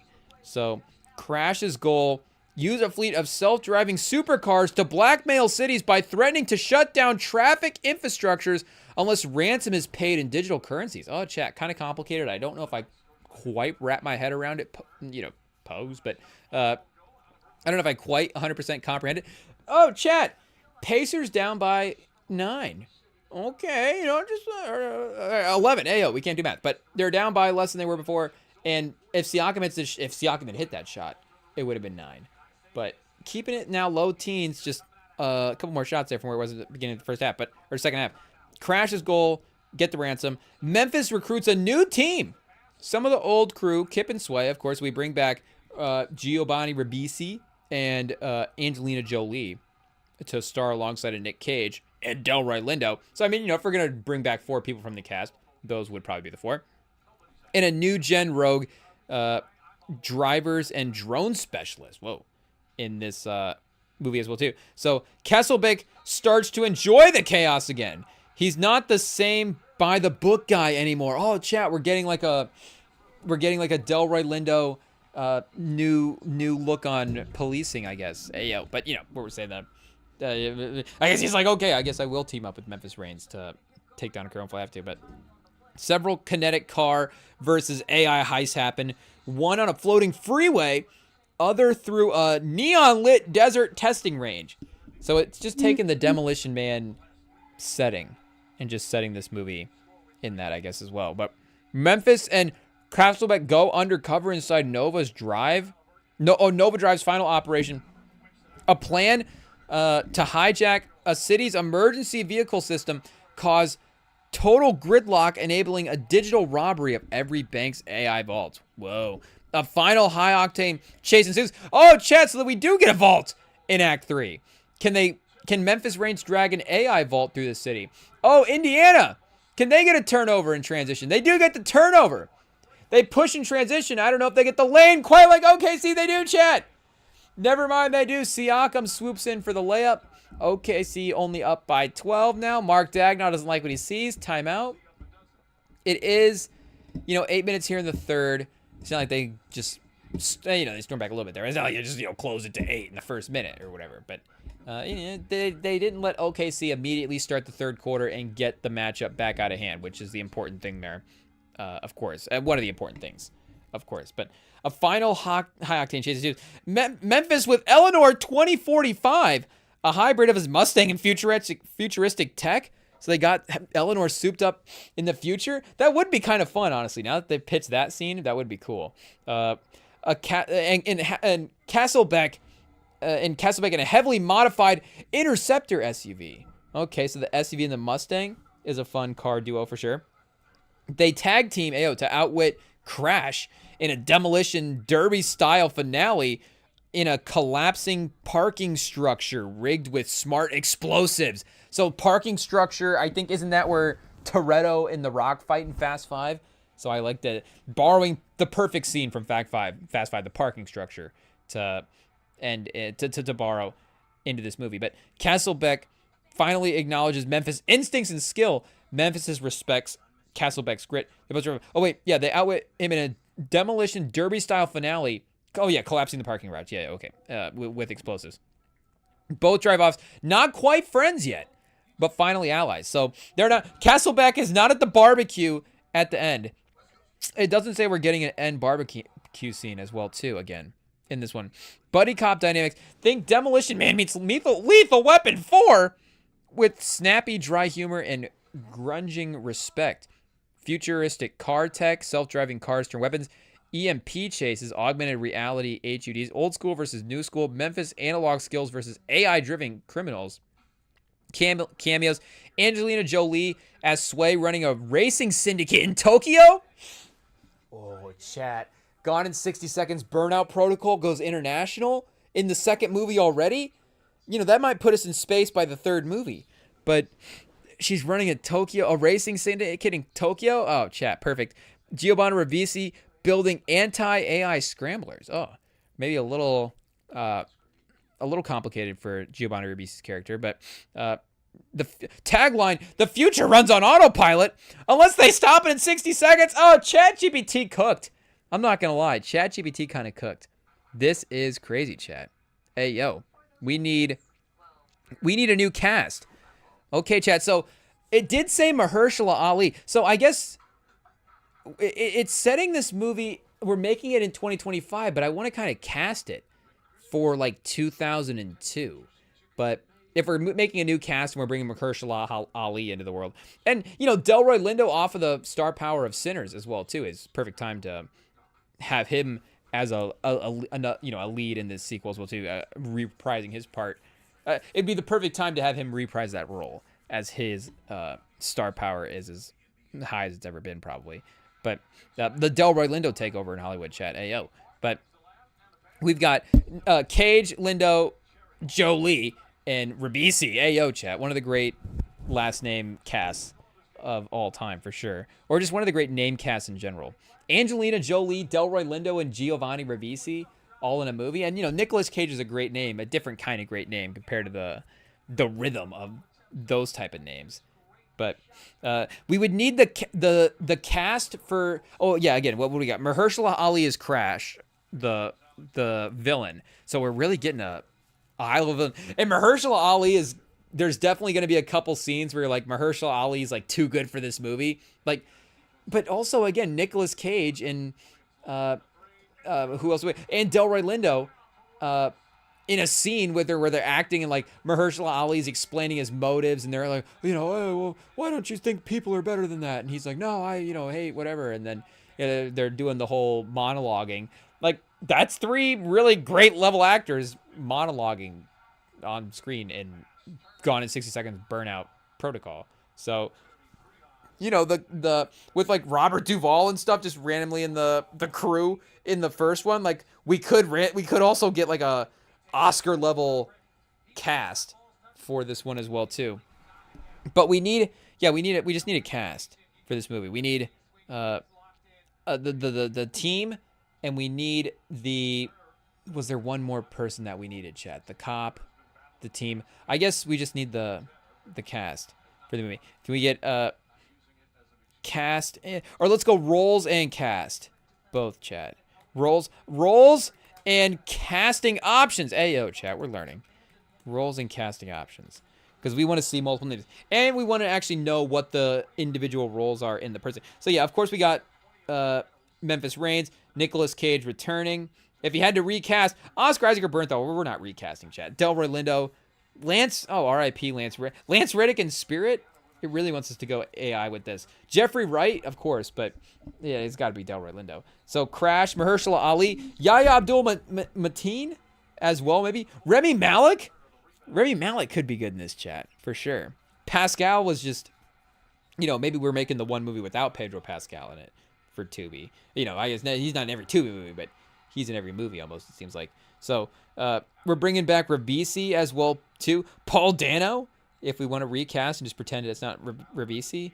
And then, of course, we're bringing back Jolie. So Agent Zora Keene, Castlebeck's younger rule book loving protege.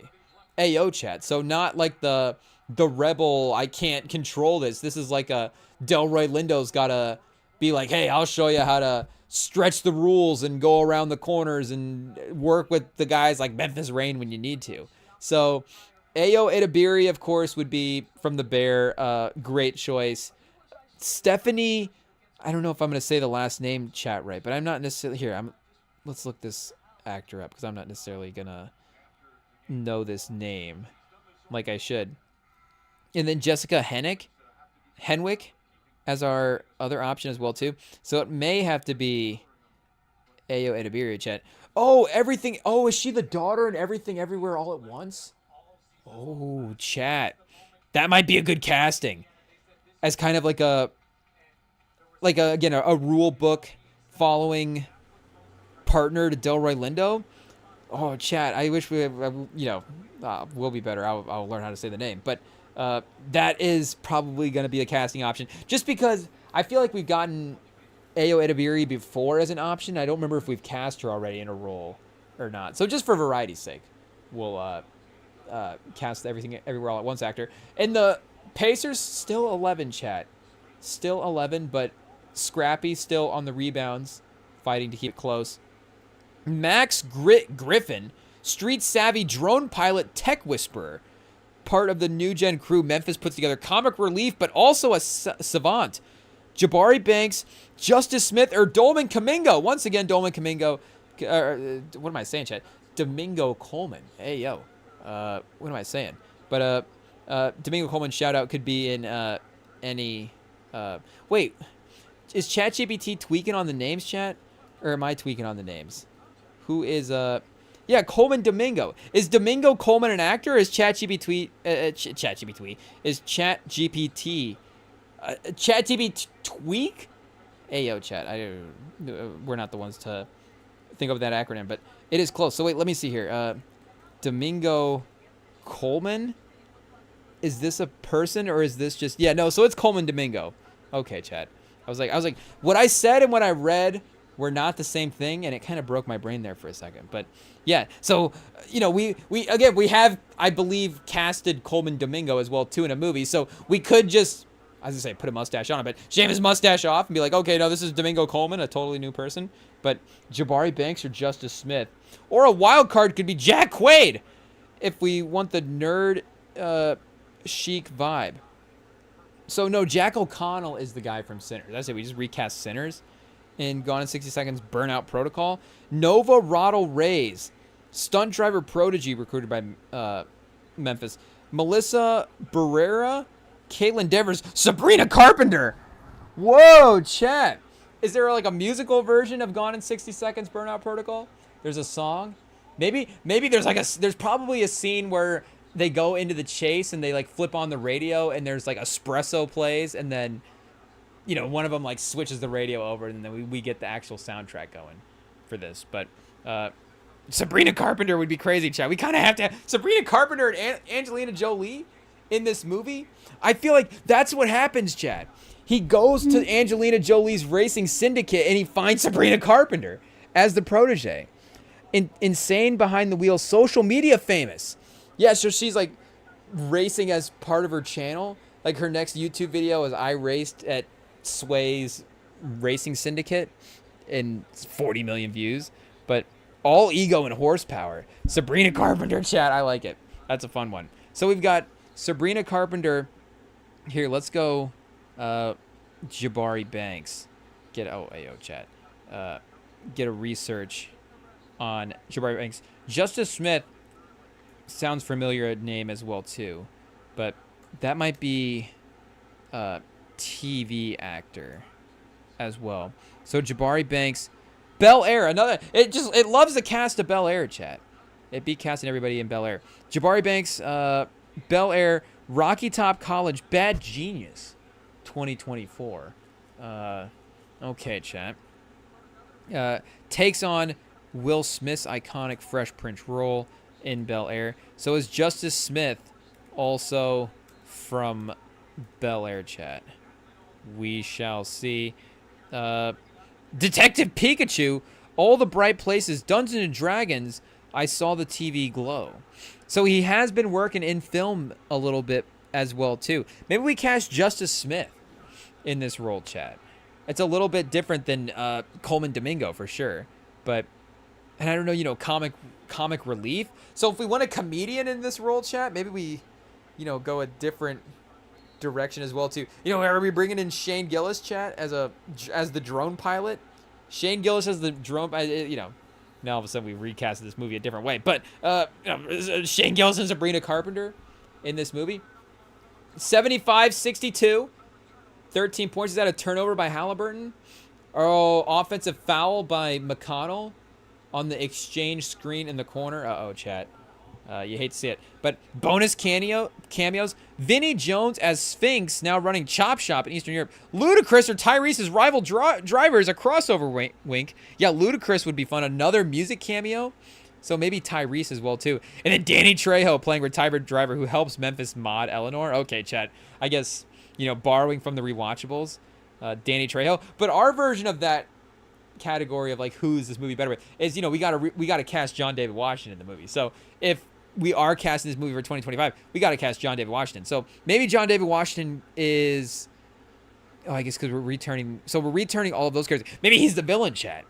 John David Washington could be Crash for sure. That could be crazy if he's going to be in all of our movies. But if he's going to cameo, you know, do we want to use him as a star in Gone in 60 Seconds Burnout Protocol? I don't know what his contract is, his to-be contract is for the REMINGTOM Productions. REMINGTOM Productions somehow, we spent all of our, we guys didn't tell you this, but we spent all of our Pura Vida money on a John David Washington 3-movie contract. So, or however, a 5-movie contract or whatever. 5 movies might be insane, chat. But, no, we got him for a couple of original projects. So if we just can cameo him a couple times in a movie or two, then that doesn't count as like a full project. But, yeah, we've got Justice Smith as Max Griffin, chat. Okay, I'm trying to think. Funny guy, chat. Who's a funny guy? Hey, yo, is this where we're bringing in Sandler? Sandler's Max Griffin Grit. Arsenio, chat?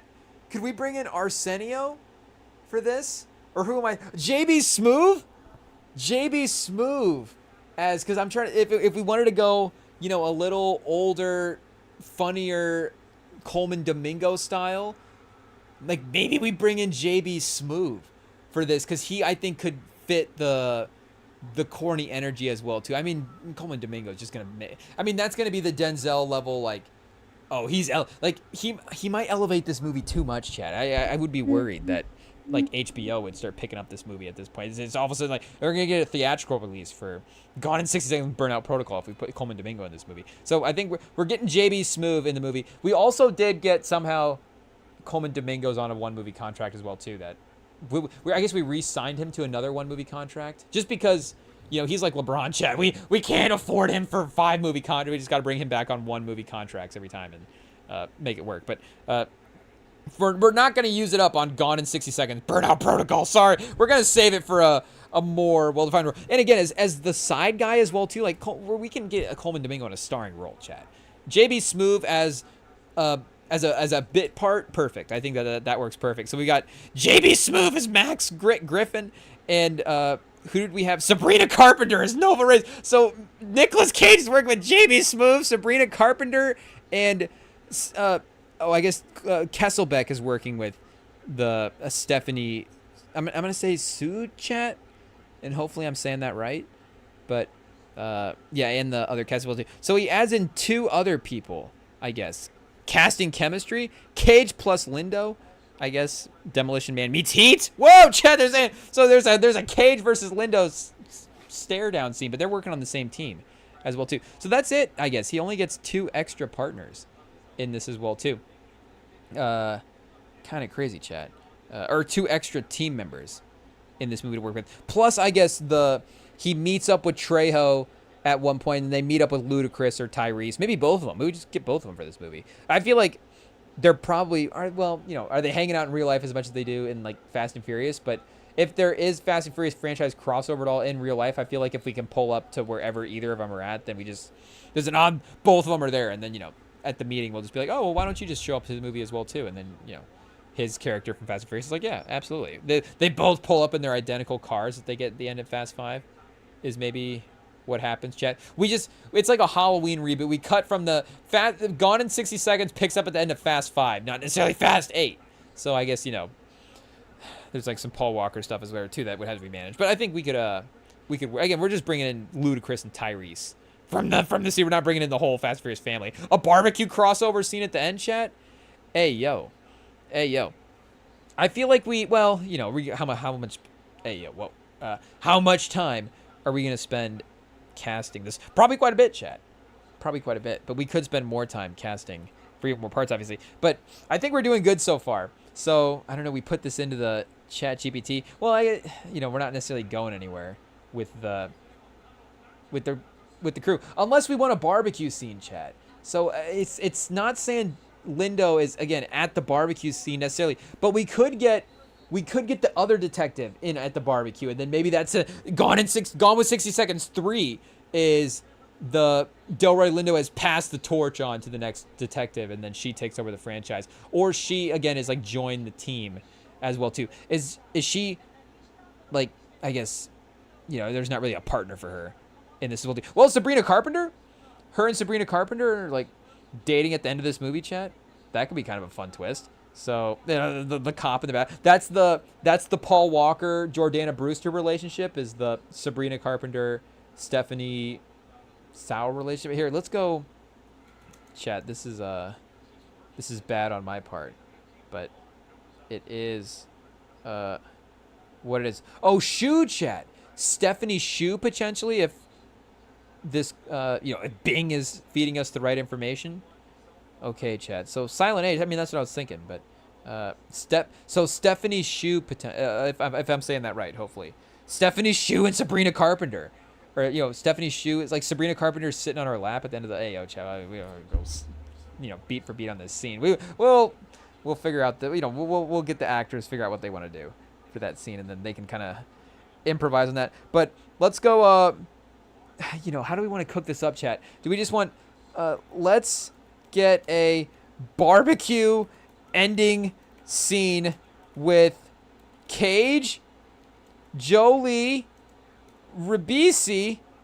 Shout out, chat. 2 S's, 2 B's. What do we got? Ribisi, chat. I don't know. Ribisi, and then we want JB Smoove as Griffin and Sabrina Carpenter as, what was her character's name, chat? Oh, wait a second. Sabrina as, her character name is Nova. Sabrina as Nova. Do we bring Tyrese and Ludacris into the... They definitely crashed the barbecue at the end. They're back. They're just like... They're in one scene in the movie in like a different city, but they somehow... A different country maybe. And they somehow show up at the barbecue at the end. The mechanics of it will work somehow, for sure. But Sabrina as Nova. And then Shu as the other detective. Her name being Agent Zora Keene. She's almost a Superman character at this point. Sue as Zora. So it's a barbecue ending scene with this. And then do we put... we got Zora... Zora and Nova have struck up a relationship. We'll give it a little dynamic with the characters at the end of the scene. Oh, chat, Pacers to 8. Pacers to 6. 2 minutes left in the third. Hey, yo, chat, 2:07 on the ESPN, still 6-point game. Toppin once again, 4 for 9 for the Toppin minutes swinging the game. Chat, Toppin has been one of the major bench players this whole series, and I guess the bench, just this game in general, has been huge, chat. It was McConnell and Matherin's energy earlier in the first half. Now Toppin in the first quarter, and that's McConnell for 3 on that last position. Oh, chat, McConnell for 3. Ayo. We're going to pay attention. Get off this casting soon, chat. Ayo. Get this barbecue scene cooked up and then get out of here. Ayo, chat. Let's see. Absolutely, of course, we got to close it with a classic barbecue scene. Bring forth the Lance after the final showdown with Crash. So I think Crash unfortunately does not make it out of this ending scene. Who do we got cast as the villain? Mahershala. No, it wasn't Mahershala Ali. Did we cast Mahershala Ali as the villain? Oh, we should have written that down, Chad. I forget who we just talked about for that potential role. Oh, was it? It was potential. Oh, we didn't bring in John David Washington. That's what it was. So, just imagine John David Washington is in this barbecue. He's a hacker or something. He's driving a car in this movie for sure. He's driving a car, but he's in like 3 scenes. And he's not using up the contract. Oh, chat, we got dialogue? I mean, that's what we asked for, I guess. So, the camera open. JB Smooth is JB Smooth's working the grill, chat, flipping the burgers with too much flair. Like, a couple of them fly off the grill, maybe. There's like, the grill probably, like, extra fire or something. But, Griffin and no one, y'all better come correct. Those patties got more flavor than a Toretto family reunion. Oh, chat, we're getting Fast and Furious bars in the ending scene. Cut to Cage leaning against a hood with a beer, smiling faintly. He's finally at peace. Sunglasses reflected the flames. Oh, chat, the barbecue flames really do get out of control. Rabisi's there we go. Rabisi's character trying to fix a Bluetooth speaker and failing. Hey, yo, chat, 2025 or 2045 or wherever we're set at. Like Bluetooth technology, I guess, is still around, but. Kip says to Memphis, I'm just saying analog has soul. Bluetooth has betrayal? Hey, yo, chat. I don't know if Sorkin's necessarily writing for ChatGPT here, but you're trying to get philosophical or just admitting you're bad with tech. That's Jolie. Rabisi, why not both? Zora's at the picnic table with Nova. Laughing, Nova shows her how to clean a carburetor one-handed. Whoa, chat, what kind of scene is this? Hey, yo. Oh, we're not getting a PG-13. Maybe this is how we sneaky still get the PG-13 rated movie. Sabrina Carpenter, always with the double entendres, chat. Cleaning out a car is wild, chat. That's a wild scene, but they're clearly a couple now, effortlessly synced, teasing and supportive. Hey, yo, I honestly want to see this movie at this point, but you realize I used to write people up for street racing, right? Nova says, and now you sleep next to the one who invented the 11-car drift exit. Whoa, chat. We might have to get an explanation on the 11-car drift exit. Shout out to Nova. But growth. They click soda cans and grin like teens in love. Ayo, chat. But Griffin walks over, apron still on, burger in one hand. Griffin, all right, toast time from the man who once said he'd never steal again and then help steal a city back from an AI cycle with missile cars. Memphis, you got any words? Everyone turns to Memphis. He steps forward, raises the bottle, and nods. Memphis, I used to think the best sound in the world was a revving engine in the dead of night, but it turns out it might be laughed. Oh, wait, do we have to do Cage voice for this, chat? Oh, man, we need to work on our Cage impression. We need to watch the end of this quarter, chat. Shea, one-on-one with McConnell. Indiana down 7. So they've closed the gap here to single digits to end the quarter. Shea with the turnaround. Oh, the MVP. 9-point game, chat. A brilliant shot, but the Pacers could... I mean, we still got a couple of possessions here to go. With 45 seconds left. We gotta get through this dialogue fast.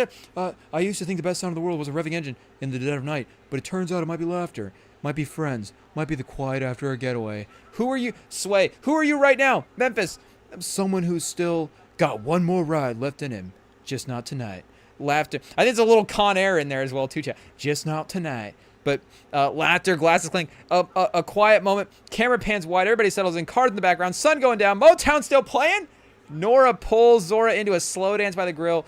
Oh, they get the speaker working just in time for Marvin Gaye groove. I think we have to have John David Washington and a Marvin Gaye song in every movie. It's just kind of what it turns out to be. But Griffin dances badly.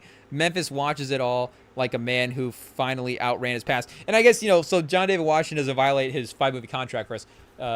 He's not saying any dialogue in this scene. He's just in the scene like laughing. He's in on the toast, the clinkings and stuff. And maybe there's a couple. He can't help himself. There's an improv joke at JB Smoove and maybe one at Memphis Cage. Hey, yo, chat. Memphis Reigns as well too. But again, he's definitely involved in the. Maybe you can see him with the phone as well too. Like he's the one on Ox at the end as the camera pans out. But there we go, chat. I mean, a pretty basic barbecue scene. Ain't no mountain high enough. I mean, classic ending song would be a great way to, to cap off this movie. But final shot, black screen, one line of text. Some rides never end. They just change gears. I mean, what is up with these lines, chat? This is changed my Instagram bio multiple times cooking up this movie. This is crazy. The banker, Jalen Williams, back to an 8-point lead at the end of the half. Matherin zooming up the court, but gets blocked by Shea on the 3-point attempt. So, 8-point game. OKC. The defense holds strong. We'll actually pay attention for this fourth quarter. Maybe Pacers fans don't want us to, chat. Turns out we'll cook up the plot of Gone with 60 Seconds 3, and maybe the Pacers will win the fourth quarter as well too, chat.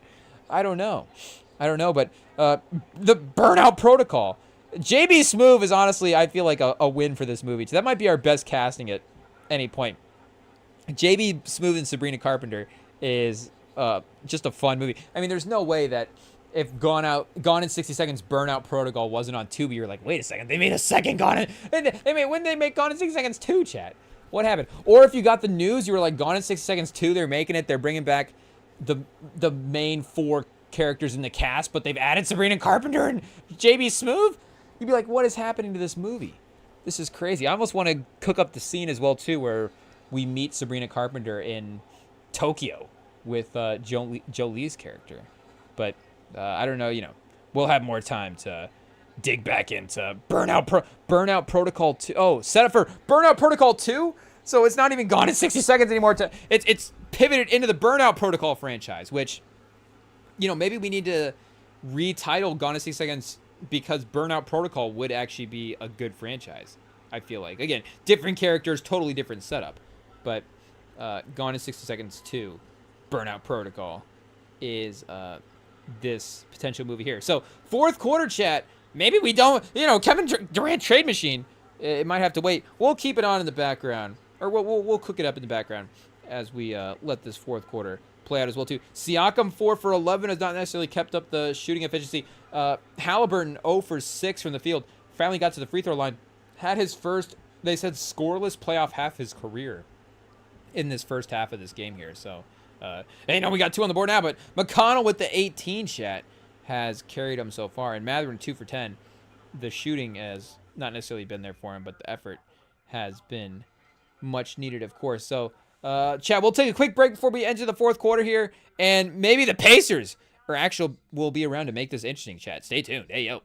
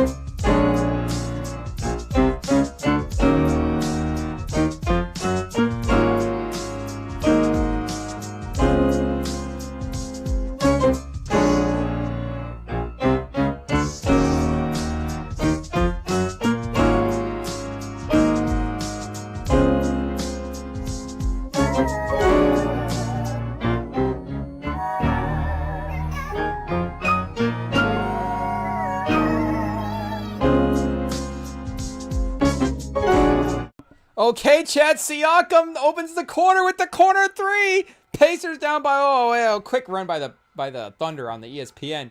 Get this back to 10. Oh, and it starts with Shea swooping in for the layup, the first bucket there. So they did cut it to 5. I guess we got a little 3 or and 1 situation up next. It's McConnell driving. McConnell fouled. Oh, foul going the other way, chat. Hey, yo. Turnover by the Pacers. Oh, they got him on the travel, chat. Just a little shuffle on the inside. Kendrick Williams being a presence, and McConnell is getting frustrated there. And a couple of turnovers by the Thunder in that quarter. I guess they have the total turnover battle at 16-10, so still definitely in favor of OKC. But obviously, it was much more drastic in that first half. And that's Wiggins, chat. The sneaky Wiggins, not the Wiggins game, I guess, but Wiggins being a plus force in this game is great for this team, great for the depth. A main reason why they've been as comfortable. Because, like they proved in the last game, they could still, and maybe to, not even maybe, but to their credit as an organization, to the foundation, strip it down to the real foundational pieces that they have. Because it's funny. That was one of the funny things exiting the last 2 games that we had with the Thunder was like, wait a second. So the team that was this, that was one of the things that was the main selling point with the defense as to why they were so good, is they had the depth and the versatility with all these lineup options and all these guys that they could play. And just the bench was the one of the deepest units in the league. And it felt like at the last 2 games, they almost didn't even have a bench anymore at this point, like 6 guys, maybe, depending on who's hitting their threes on a certain night. But really just defensively, it's like, okay, Shea's we got Shea, Jalen, and Chet probably out there as well too. But again, Chet, even with some of the center matchup stuff, could get interesting possession to possession, game to game. But those 3 in Dort, and then Caruso is probably your 5. And then again, you still got like Wallace and Hartenstein and all these guys on the bench that we thought were going to be like these major impact players. But it felt like that, again, this Patriots series, this Pacers series, is there a weird neutralizing thing that's going on with the rest of these guys in this team? But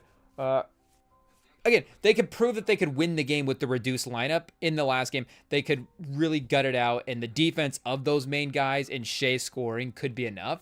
But for Thunder fans, they weren't used to that, chat. Thunder fans weren't used to this season winning games from closing a lead from behind and dramatically having to pull it out in the pause. Hey, yo, Chad, Thunder fans not used to pulling out. It's crazy, but in the fourth quarter, in terms of close games, with Shea and all this stuff. But they used to being a dominant team, used to just going out 30, 20-point wins, all this stuff. So them winning comfortably is the depth and all of this lineup stuff that we've seen, and them getting a little bit more of it tonight. It's like, hey, they've been in that teens range, in that 10-point range for the entire game. Of course, like we were saying earlier, Pacers basketball, chat, them just storming back now in the second half does feel in line with what we've seen as well too. But that Wiggins 3, maybe the Thunder, as we hit the fourth quarter here, can continue to maintain. I guess that is the last step. The one thing they haven't done yet is close out a 20-point lead. I guess they did even do that in game 2 as well too against the Pacers. So we have to give them their credit there as well, chat. But yeah, getting those bench guys, and I guess it was the bench scoring for Indiana that really led them in that third quarter. They said it outscored them 20-1, 20-0 in that quarter specifically.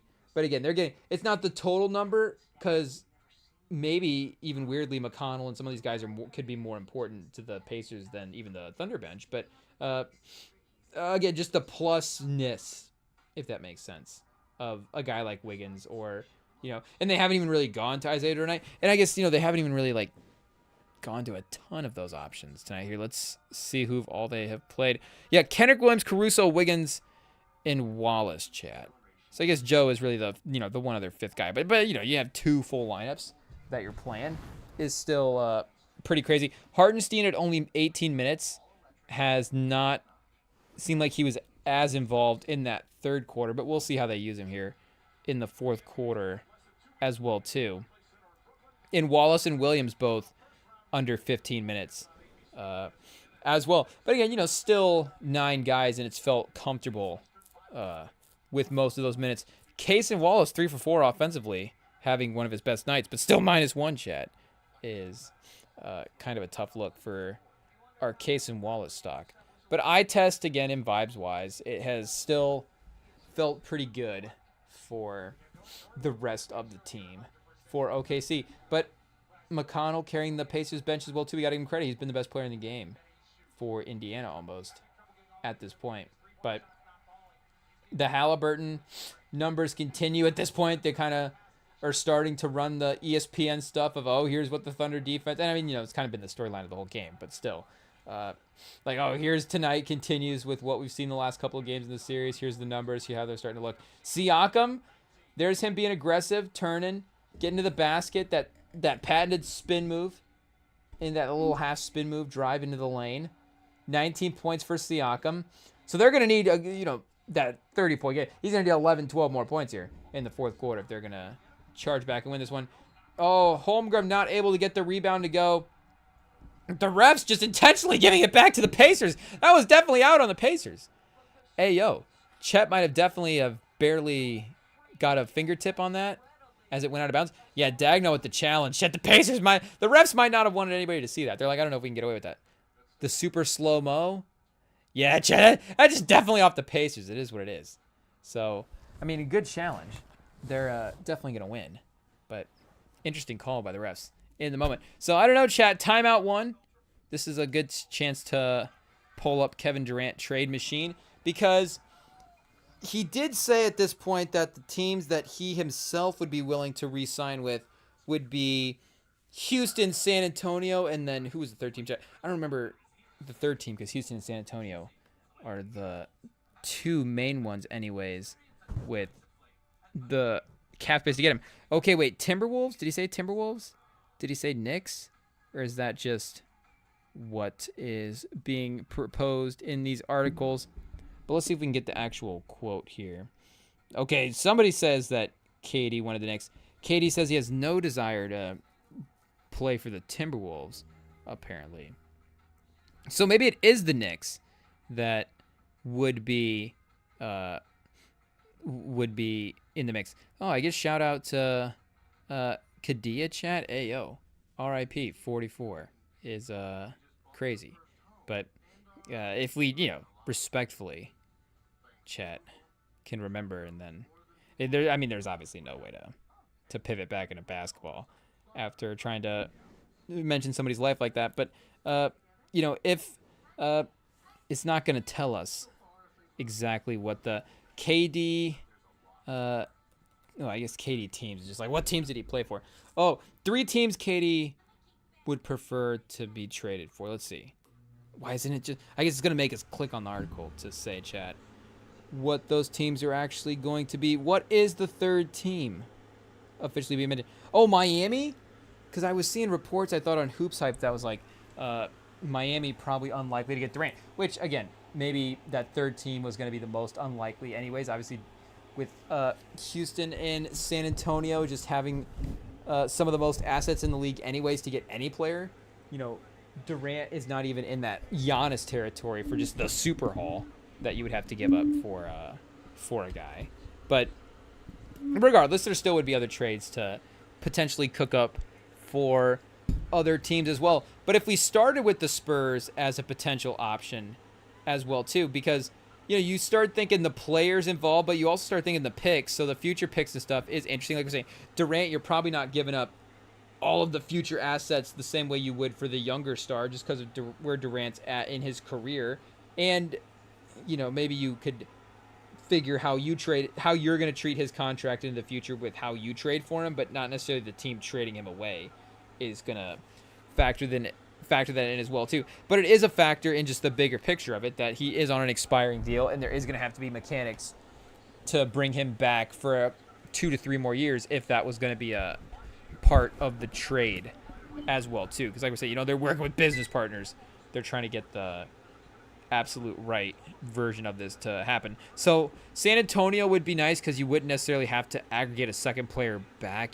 Getting Durant for us would be just a good move depending on the trade. The problem is, you're seeing Vassell's name tossed around there pretty casually, chat. And I know that, make no mistake, for Giannis, we start getting irrational and, our homerism for some of these other players might start going out the window. But as much as we would love the idea of Kevin Durant being on the Spurs, even still, and the idea of Kevin Durant just being, we're a delusional enough fan, we would sign Durant just to, like we've said before, get him into the all-time Spurs lineup. Not even like, oh, it's not even a thing that exists, but just like he had a moment on the Spurs franchise. Let's just take that in NBA history. But the idea that we would trade Vassell for Durant, again, no, 1-for-1. If that was possible, it's a different move. But like, okay, Vassell and Keldon Johnson and a pick for Durant, like it started. The projectable assets going forward do start to get a little interesting for Durant, Chad. And again, I would be unreasonable with trading for a guy like that and the potential that he could bring to the team. But I think a guy like Vassell for Durant at 24 in a very favorable contract and has the potential of, yes, he could be an off-ball, three-point perimeter, pretty good defender type guy. Again, 16 points a game. Could he be that high teen scorer who's like a fourth option on a really good team? Like, yeah, for sure. We're not trying to discredit him too much. Like, he could obviously be a really, really good player, but he does have the potential to maybe even be more as well too. Could he get to the 23 to 24 point a game range, but like with some efficiency as well too, not just him taking more looks, with Phoenix like needing him to take more offensive shots in the Kevin Durant role next to Booker. The interior pass leads to the layup. Was that Ben Shepherd or Tony Bradley on the roll there, chat? But either way, 88 to 94. Siakam, the block on Shea. That Shea layup almost feels impossible to block, but Siakam in the middle holding it down, Chad. They brought in Tony Bradley, and they don't even need him. They got Siakam. He drives. Siakam draws the foul. The Siakam takeover in the fourth quarter. Here we go, Chad. Here we go. But I'm just saying, it would, I would pause at that, Chad. Pause.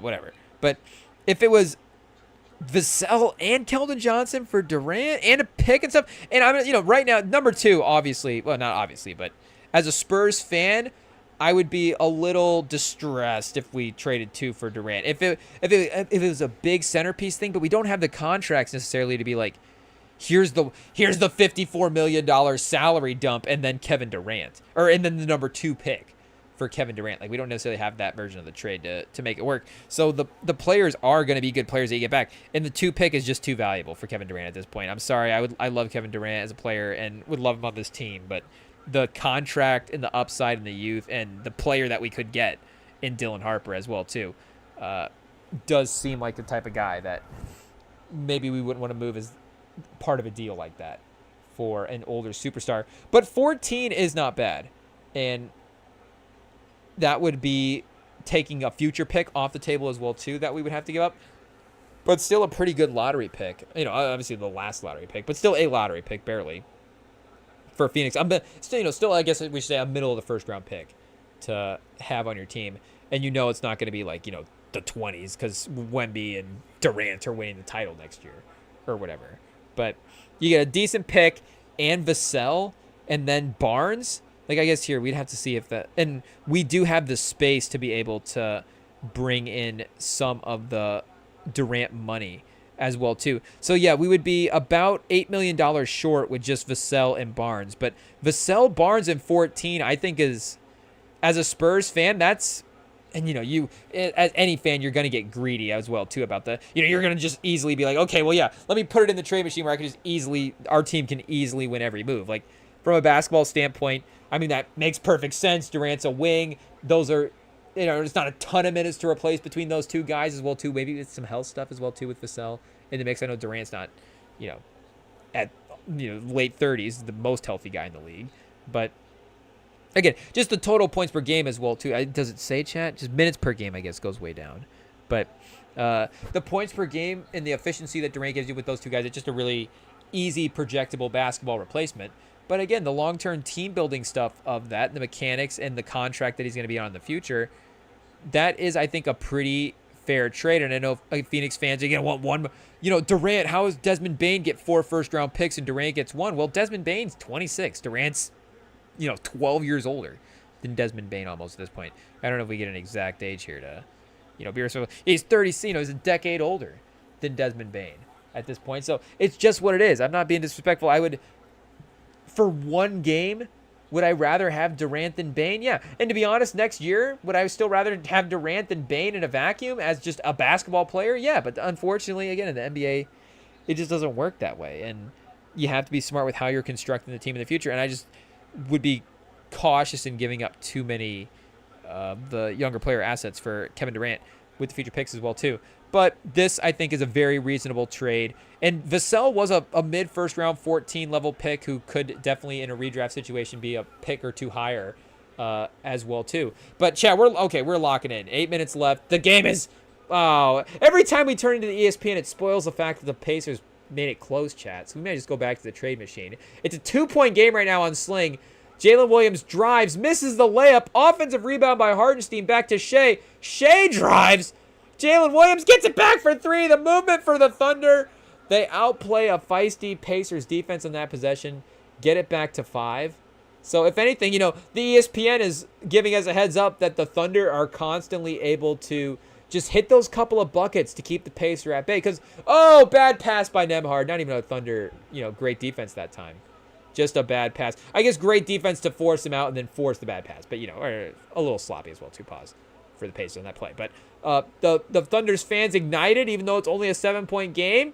It doesn't matter. Like I'm saying, it's that constant, okay, yes, the Pacers. Because, again, this is what the Pacers do, Chet. They make the push at the end of the game. They're going to be competitive. And it's, we can talk out of both sides of our mouth, Jay. Like, both things can be true. They can be a team that can make a feisty comeback, and they can also prove that there's moments they can play toe-to-toe with OKC over the course of a game. So, them being in this situation is not surprising and not necessarily a discredit to OKC. OKC continuing to close the game, continuing to stay calm, like Jalen Williams said in the fourth quarter interview as well too, continuing to stay calm and just hit a couple of buckets, keep out in front. That is what is going to be important to watch in this fourth quarter, and not the disastrous, of course, and then OKC or Indiana hits those final shots at the end to take the lead and just steal this game, because that'd be crazy, Chet. Indiana steals another one and goes back up 3-2. Holy cow, Thunder! That might be the emotional last straw for Thunder fans, honestly. After it feels like they would have just gotten it all back after that Game 4 victory, but. Again, max price for Kevin Durant is these 3 pieces. I don't know if this is max price. We start going Atlanta swap possibility. I guess I'd throw in a swap for Durant. We'd be nice, Chet. We'd kick in a swap for Durant.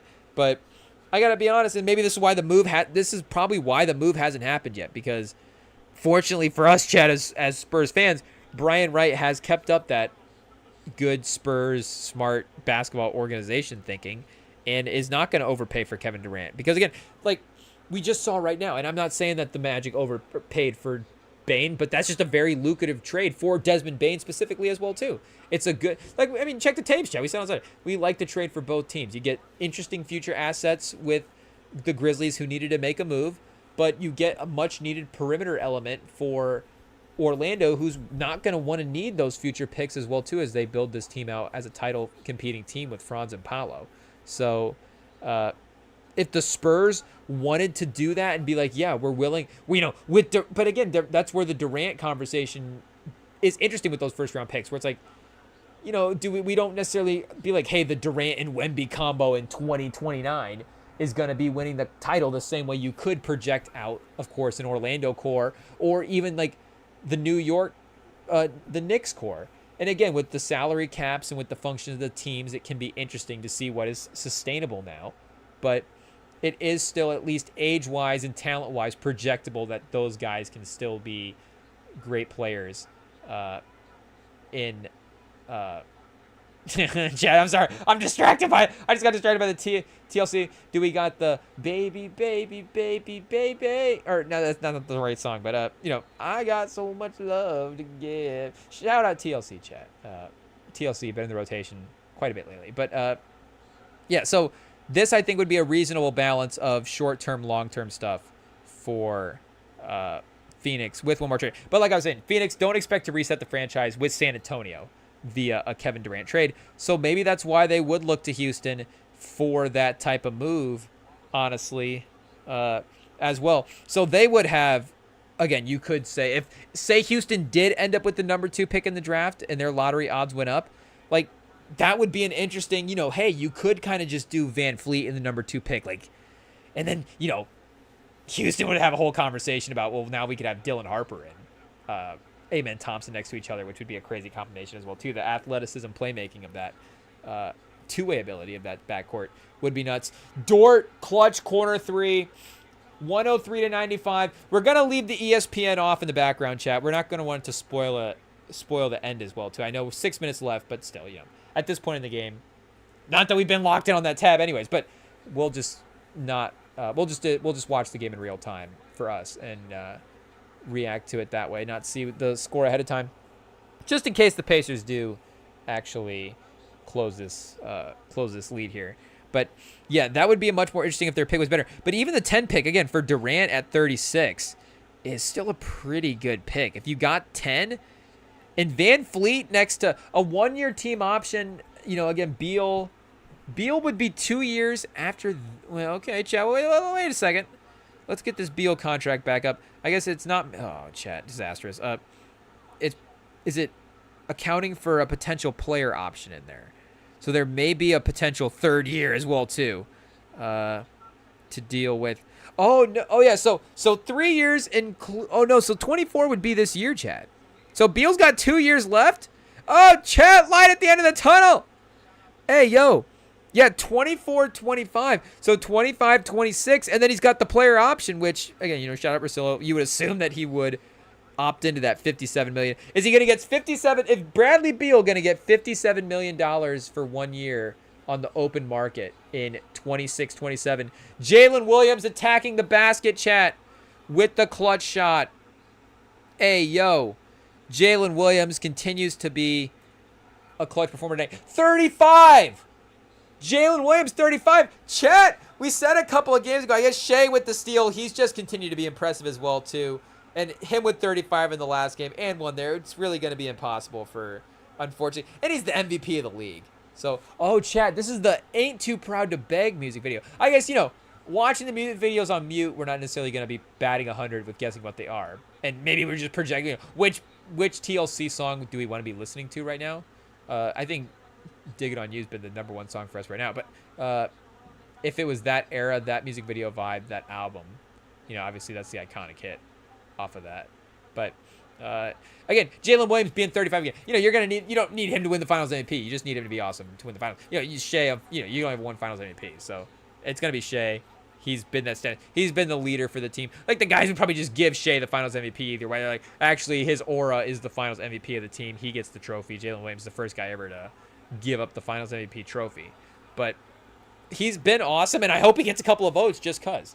It's the same way where I hoped that Jokic would just get enough, like, maybe he would have stolen the MVP, but just get enough first-place votes to be, like, go back in history and be like, oh, yeah, there was a closeness there this year. And Jalen Williams again, chat, 110 to 97. A brilliant couple minutes here by OKC. A brilliant 60, gone in 60 seconds. The Pacers title chances, chat.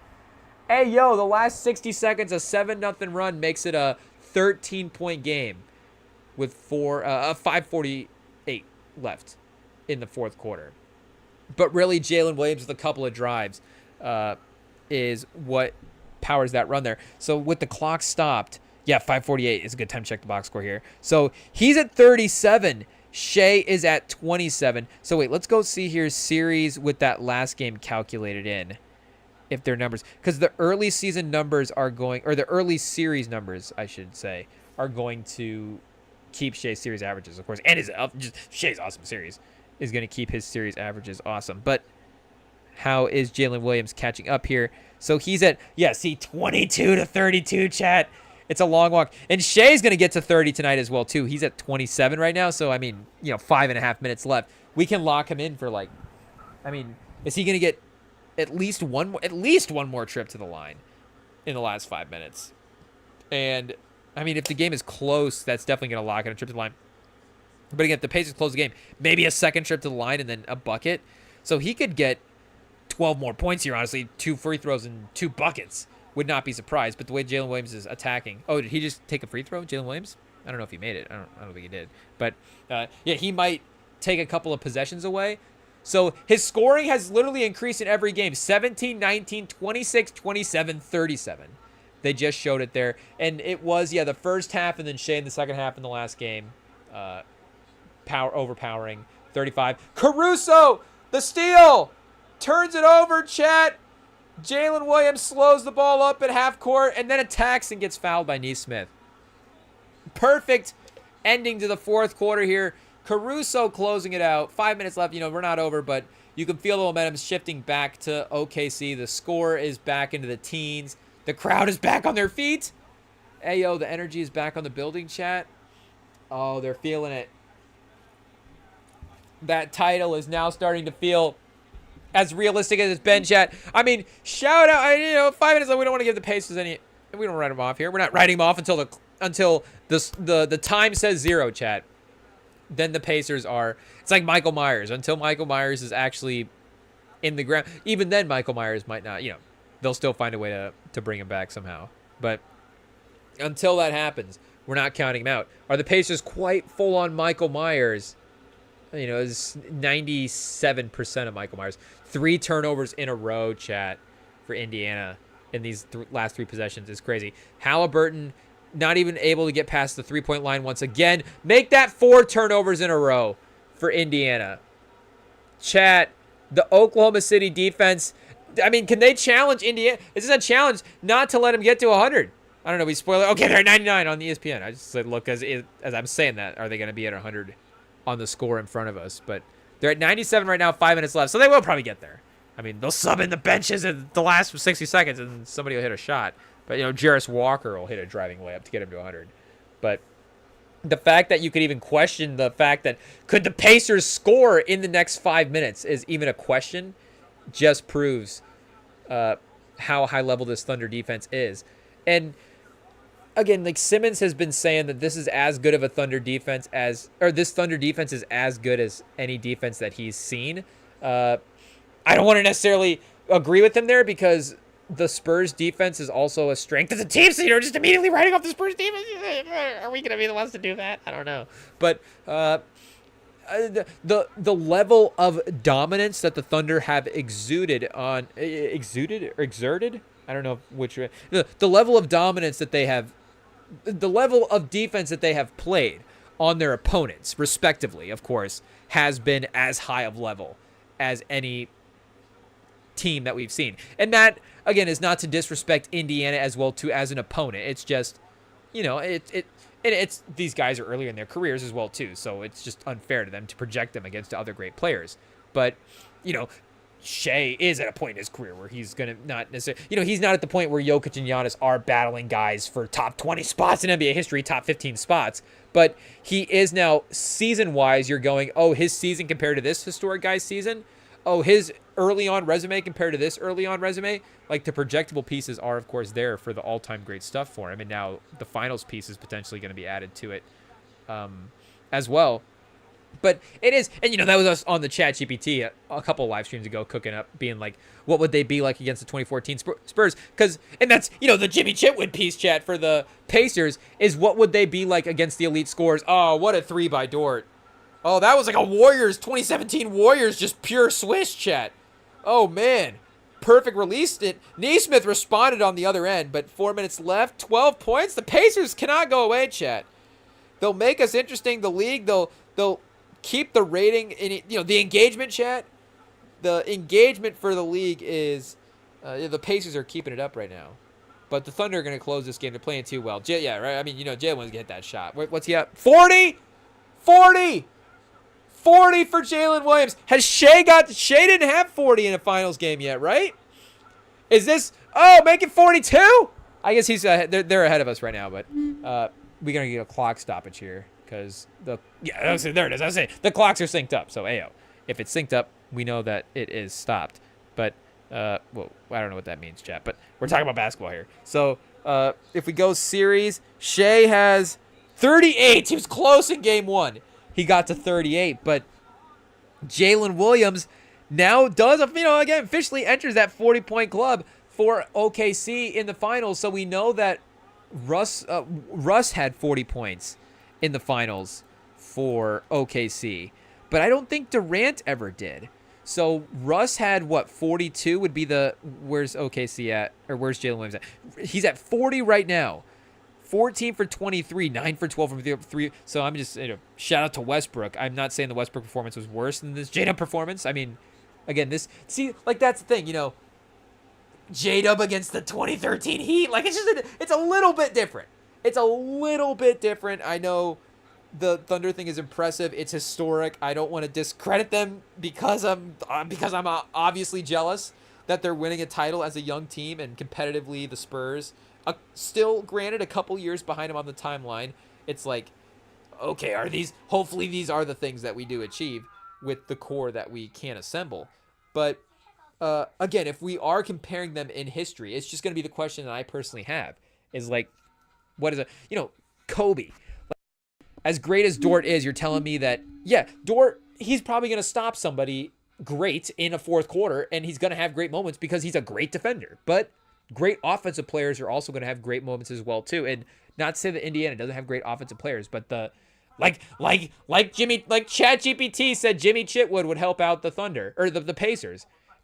Having that confident, big-time shot maker in that extra level way would be the one. Of course, the irrationally confident can score on anybody guy, of course, is like the matchup for anybody. But, I mean, it's the guy you need against a all-time great defense like OKC. And, I mean, Jordan, of course, had that sort of figure-out phase with the Pistons and getting past that defense. And, I don't know if Jimmy Chitwood is the next Michael Jordan. And if it's like, oh, man, this is the finals where he has to figure out the Thunder, then next year in the rematch, Jimmy and Halliburton taking the Pacers back in 2030, speaking of Spurs style, in revenge for OKC.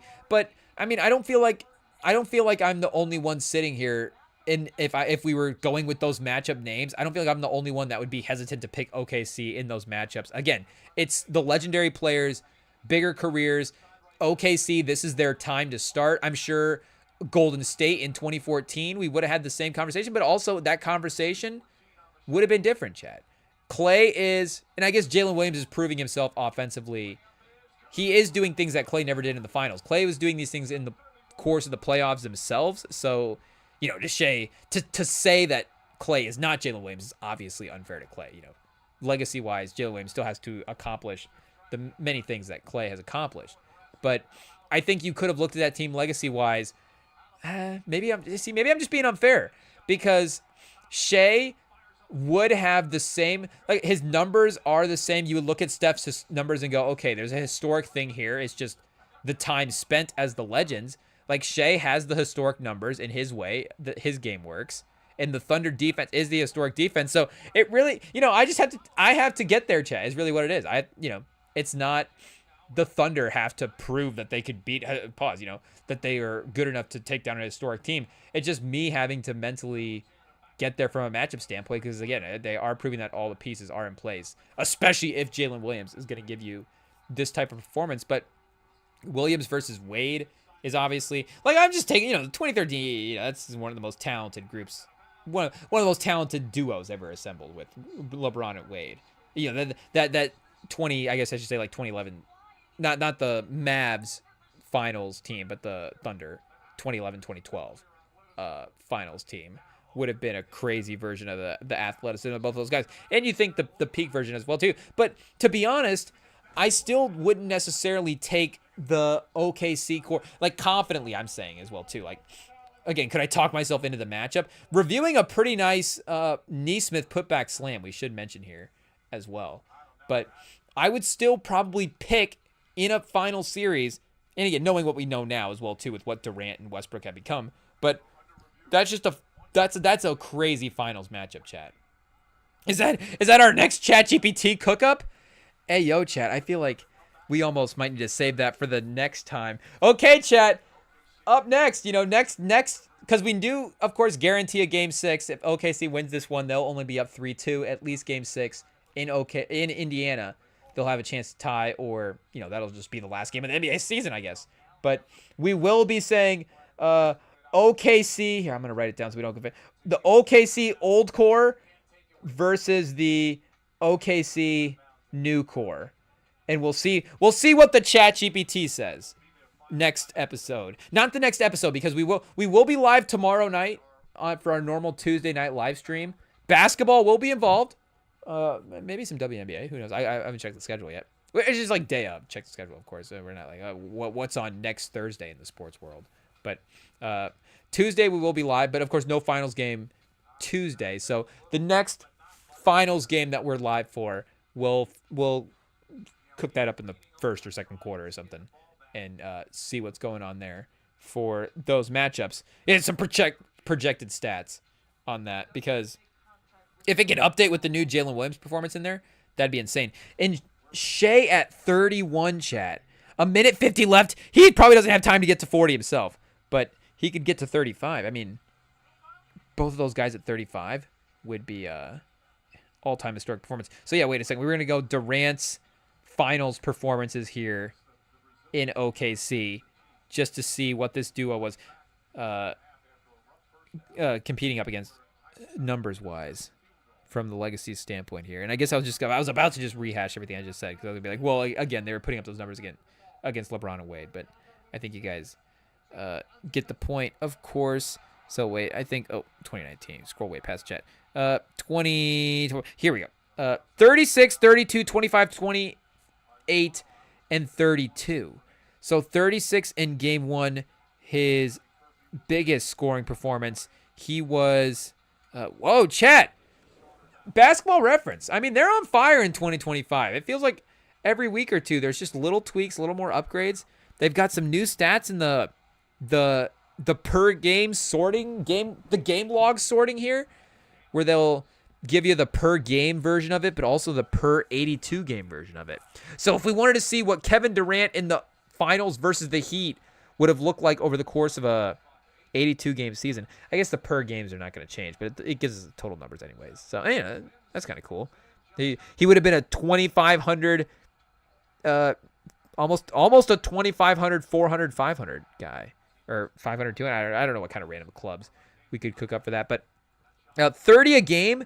He did get to 30 a game in the finals. Okay, shout out. I didn't think those numbers would have the 25 and 20. I guess 27 and 28. He's just a couple points off of that 30-point mark. We're about to push under a minute here, chat, on the Sling TV. Jalen Williams driving past McConnell. The layup, no good. Could have got to the even higher mark. Is that Furphy? Oh, Furphy.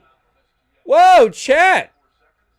I mean, I was about to say Furphy looked quick, but I mean, he's also been resting for the last 3 hours and everybody's been playing, so he's got fresh legs, make no mistake. But Furphy looked athletic there. I don't know. I wouldn't have, that's one of the things I would have been like, could he hang athletically in this series? But Carlisle's going to be like, wait a second, why didn't I go to Furphy earlier, chat? Hey, yo, his three-point shooting? You go, oh, well, he just missed a free throw, so he's back out of the lineup for game 6. It is what it is. He had a chance, chat. It was close. The hypothetical Johnny for a few minutes, but he missed his free throw. So, game 1, the game that they actually won versus the Heat in 2012, Westbrook had, and I think Westbrook had a pretty good finals numbers-wise there, at least, just basic box scores, 27 and 11. There's going to be, I think the Westbrook efficiency just needs to be like a different kind of corollary. We need to have player efficiency metrics like that. Like, There's Steph efficiency. There is Russell Westbrook efficiency. There's James Harden, Luka Doncic efficiency. I mean, obviously both those guys are similar players anyways, but that efficiency that is, because Westbrook efficiency is like you're 32% from 3, 41% from the field, but I'm just going to ignore it and just, Westbrook, you can just let Westbrook cook at the peak of his powers. James Harden, I don't want to say Harden efficiency check because that's a little nuts, but that's a little crazy. Pause. But, James Harden efficiency is 36% from 3, but takes tougher looks. So the trust factor is a little bit higher than the percentage if he's open. And then Steph Curry efficiency is just, straight up efficient all the way around the field. LaMelo Ball efficiency, I don't know what that is. Like you get a gold boost when you go to Lithuania or something like that. Your player badge increases. I don't know. But yeah, Westbrook's going to have his, low 40s percentage is what it is. But Durant, 12 for 20 from the field in that game. So 36 and 27 would have been their scoring combination for game 1. And I guess we're not just looking like the top 2 scorers in general. Like if there's like a Derek Fisher game that we're forgetting in here. Or, Harden with 21 in game 2, his best game, I'm imagining, from the finals. But Durant with 32, Westbrook with 27 in game 2. So we'll go full series here. Like Westbrook might have averaged more per series than Jalen Williams. And the 40-pointer is really going to bring that average up, chat. Again, we were saying he was sitting a little lower there behind Shea with the 22. So Shea is at here. Let's see, where did he finish with Jet? Pause. 31. So he was at that 32 a game mark, I think, for the series. So, unfortunately for the Jalen Williams fans, I guess, we're Shea fans here too, but for the J-Dub case, a part of it, for the MVP, the J-Dub storms back and wins finals MVP case, Shea is going to keep up that average. So Shea, his average didn't really move this after this game. He'll still be that 32 range. J-Dub, let's see here, Chad. If we go, do we have that series pull back up? I think we'll give him, I want to say it was 22. It was definitely 22.3, but I want to say 22.8, but we'll say 22.3. Well, I was going to give him the benefit of the doubt, but I guess half a point either way. But through the first 4 games of the, 22.3 divided by 4, chat. 22.3 times 4, 89 points for the first couple of games, and then if we add 4 to that, divide by 5, so he's gonna go up to like 26 a game after this. So it'll get him close. If he gets another 40, then it's like, oh hey, maybe he will win Finals MVP. But then his numbers would actually be balanced out to Shea, and then if he's balancing out what Shea performed like earlier in the series, then with the end of the series performances, then it would be really interesting. But 10 assists for Shea tonight is awesome as well too, and that is probably a lot of that off-ball movement, like we were saying, from Jalen Williams. Because I guess, and to kind of reiterate what we were saying earlier, with them needing him out of necessity, but it does again go to play style as well too, where in that game, the last game, it was a little more him in the number 1 guy, maybe some more ISO, like his dribble count may have been a little higher in the last game in certain moments, with him having to lead the offense a little bit more, but him playing off the ball just as an athletic cutter and quick scorer, decision maker, was also just brilliant to watch, and he was awesome in that role tonight as well too. So we'll look him up on the stat head here as well. Sorry, I guess Kevin Durant trades are gonna have to wait a time or two. So will Kevin Durant get traded before we cook up a Kevin Durant trade, I guess, is the question here. I guess we'll also get the random ESPN ending screen off of the TV here, chat. Get something else on. What TrueCrime channel is on, or program is running on BET right now, chat? I don't know. Infinity War is still on? I think Infinity War was on when the game started. Hey, yo, chat. An hour left in Infinity War. The game just ended. I feel like maybe Endgame was on before. They're reverse order. Hey, yo. Endgame first and then Infinity War? Okay, chat. Last hour of Infinity War? Fine by me. You're telling me that after just a nice little basketball game, you watch an last hour of Infinity War next to some music, R&B music videos, is fine by me. But the first hour of Infinity War is actually, I think, sneaky better than the second. Well, you want to say better, but just a different style of action in the first movie than the second. You still get good action scenes with the invasion of New York, and you do get just the dialogue is different because it's a little quippier. Even still, like Iron Man, you're still getting quips with the battle on Titan and stuff like that, but the energy of the movie is a little bit more positive, where once you hit the back half of the movie, you're going, oh, like we're playing from, well, again, back half of the movie, playing from behind is crazy, but you're playing from a deficit in Thanos in the back half of the movie, where in the first half of the movie, you're thinking, okay, we still don't really know who this guy is and how powerful he hasn't really showed himself. There's a upbeat attacking energy, fun vibe with all the Avengers, great lines, and again, you really get the Avengers interacting with each other more so in the first hour, whereas now it's all of them kind of giving, it's just like, it's like when you're playing catch with the one person on the one side and then you just like got to throw to 5 other people on the other side. It just, everybody's playing catch with Thanos with lines in the second half of the movie, whereas in the first half of the movie, of course, it's like Doctor Strange and Tony Stark dialogue, and then Doctor Strange, and then you're bringing in Ruffalo and just all these guys, and Spider-Man and Star-Lord and all these guys. It's just the meet up and the team up and the assembling and the pace of it. It's great stuff, chat. But then you're letting Thanos cook in hour 2. It's fine. Thanos closing the game and Avengers Infinity. One of the best closers in movie history, chat. Thanos. Hey, yo, maybe the Pacers. The Pacers definitely. Anybody needs Thanos, but imagine Thanos battling Hardenstein. We need to go to ChatGPT. How many points would Thanos score in the NBA? Hey, yo, Chad, does he have the Infinity Stones or not? I guess would be a question. Yeah, Infinity Stones less Thanos would still be pretty terrifying, I imagine. Just a Titan, a literal Titan, a genetic Titan in the NBA. would be a bit of an advantage. If it, yeah, man, the Thanos draft, imagine tanking for Thanos.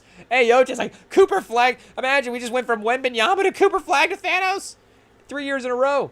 The Wizards finally win the Thanos lottery. The Thanos lottery karma rankings would be the most intense lottery rankings of all time. But, yeah, we got, anyways, Jalen Williams with 14. So what were we looking at before the Thanos run? Oh, yeah, comparing them to Kevin Durant and Russell Westbrook and James Harden as well, too. But, of course, his numbers consistently over the finals weren't the same as the other guys. But Westbrook, 19, Durant, 25 in Game 3, a little bit lower, only 85 points as a team chat. Even 2012, right before the turn of the decade, you could get, like, I feel like we did get an 85 point. What did Indiana in Game 2 have 85? Maybe Minnesota with some 80-point games as well, too. And, it's like 20-25 with the threes. That's, that Thunder defense being that historic level, like we were saying. But, 2012, 85 points was still very much on the table. So, Westbrook had 43. Durant had 28. 9 for 19 in that game. 9 for 9 from the free throw line. 1 for 5 from free. So, the free throws, once again, keeping him efficient. But, Shea tonight, of course, 9 for 21, not great. So, more free throws, but the assists as well, too, helping the all-rounded game. So, Westbrook, 43, 5, and 7. A couple of years, chat, that stat line is like 43, 10, and 10, of course.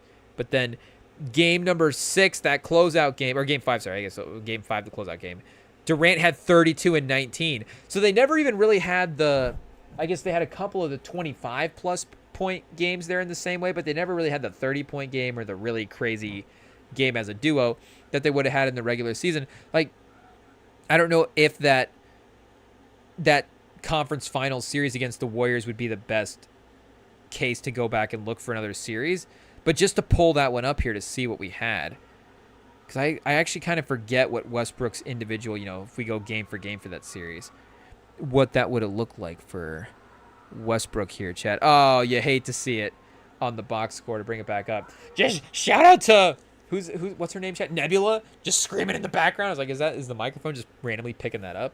It's like, remember, we do have Infinity War on in the background. It's just Nebula, Thanos just randomly torturing Nebula in the back. But we've got Westbrook with a string of 30-point games in that OKC Golden State series. So 36 points in Game 4. They won 118-94 pretty decisively. He had 34. Again, Durant had 26 as well, too. So I guess we'll just pull up the stat head. It'd probably be the easier way, because we can sort just some Thunder's history on the stat head as well, too, and then go finals history in there. So we did learn from the Mathurin performance to maybe compare an age thing in there as well, too, from him in Game 1. Okay, wait, we're all over the place, chat. What are we looking for here? I don't even know why we opened a new tab. For what? But, oh, no, we opened the stat head tab. Okay, we're lost, chat. Okay, we're back. And we're not back. We're looking for the game finder.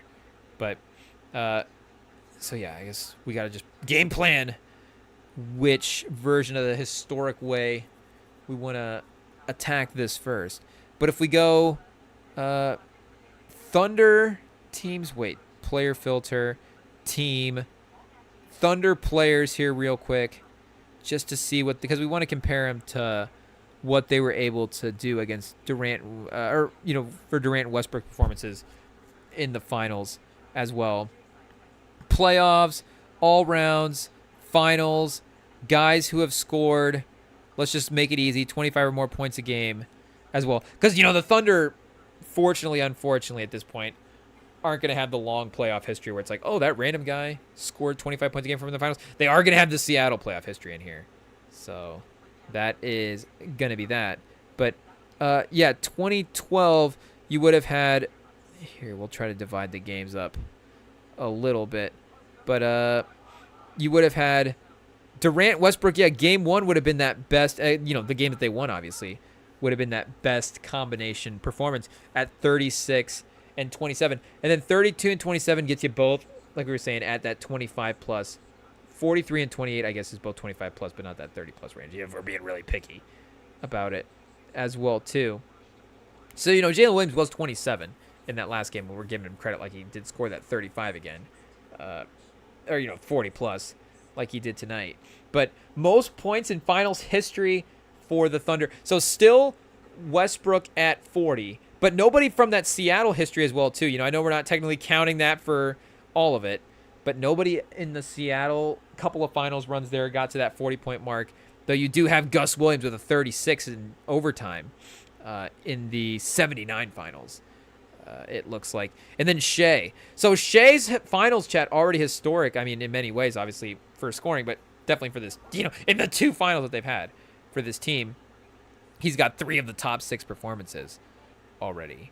But, again, over Durant as well, too, is pretty impressive scoring stuff on this level. Because it's not like he's too far off from where Durant was at in his career when he's making the finals now. Again, different level of opponents, different level of opponent in a different spot of his career, just the level of hunger that LeBron was at in that finals as well too. There's just, if you flip if it's Durant later in his career, like even if we're projecting LeBron to be the better player or isn't the better player at that moment, like Durant kind of had that level of hunger in Golden State as well too, going up against LeBron later on there as well. But wait, let's see. Jalen Williams, he's got to be what, 24, 25 at this point, but just to get an official way to filter it, 24, just turned 24 in April, chat.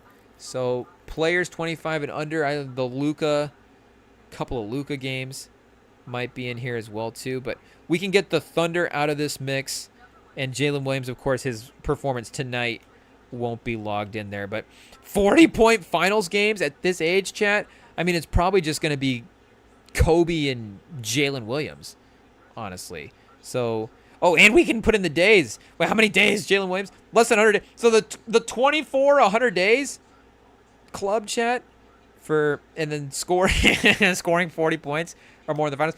We're going to go Pacers style stats filtering on the Thunder. A little cross-pollination for the finals here on the research. But let's see what we get. We still got the finals round in the mix. Okay, yeah, chat. So the up-and-coming superstars to have the monster finals games. This is for any season, any team. Let's see what we get. Okay, Elgin Baylor, the 60-pointer. Oh, wait a second. Did we get the age filter right there, chat? I don't know if that worked. Oh, wait a second. Yeah, that didn't work. Any years to... There we go. We didn't go... We went 24 days to 100 days. Any days to... In 20... Whatever. Okay, so we went 24 in 100 days in the finals. Okay, so Rick Barry in 67 with an all-time finals performance. I think they ended up losing that. Oh, no, did they win this finals in 67? But I think Barry just has the 1 finals, though, in the 70s, right? Or does he have 2? Yeah, runner-ups, chat. Lost to Chamberlain in the Warriors, or the Sixers in 6 games that series. But Barry had a 55, a 44, and a 43. Hey, yo. Russell Westbrook with the 43 as well, too, at 23 years old. Magic Johnson, Kyrie Irving, and Jerry West. So there we go, chat. 24 years, or the 24 and under club for, professionally, we're talking about NBA here. Like, 24 and under, 40 or more points in a finals game. Rick Barry 3 times, Russell Westbrook, Magic Johnson, Kyrie Irving, Jerry West, and now Jalen Williams.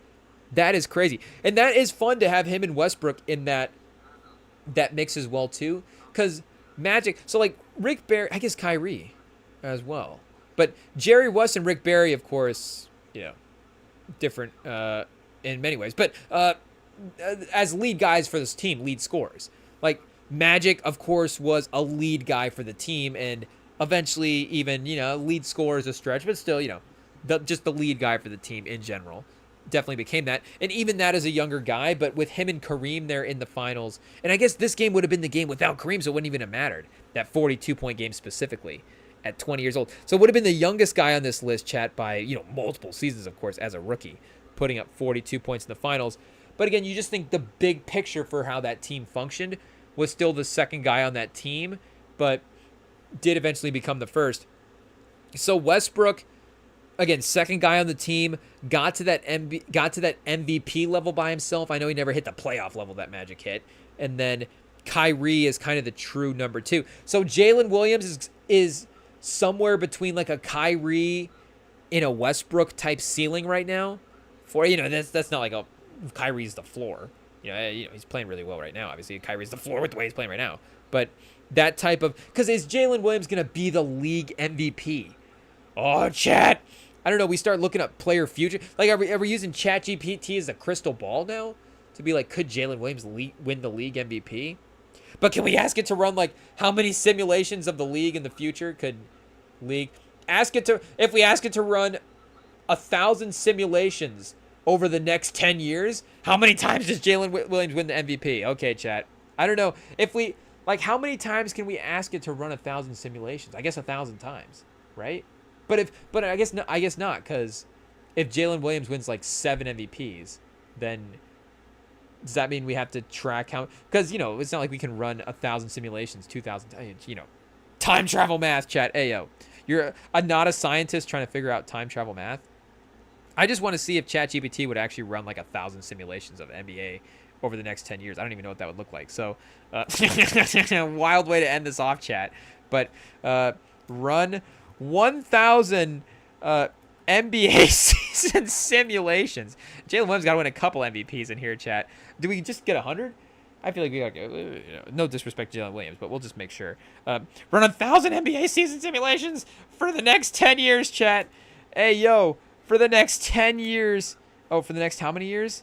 For the next 10 years in the NBA. Am I even typing this out right? Run 1,000 NBA season simulations for the next 10 years.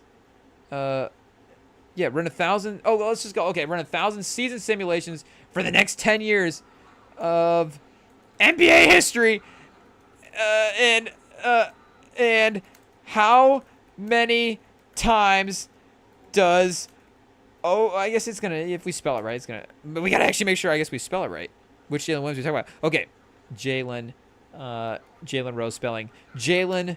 How many times does Jalen Williams win league MVP, and when? Because is he gonna win league MVP 12 years from now?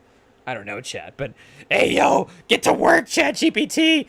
Running a full 1,000 is conceptually hypothetical. We're not a 2K sim engine. But based on advanced, yeah, Jim, we're asking for a hypothetical scenario here. Settle down, we're having fun. I've synthesized probabilistic simulational outcome for your question. Okay, so it went. I get it. You had to do a lot of work, but your computer didn't take you that long. So, 1,000 NBA simulations, 25 to 34. Jalen Williams league MVP award outcomes results over Jalen Williams 37 out of 1,000.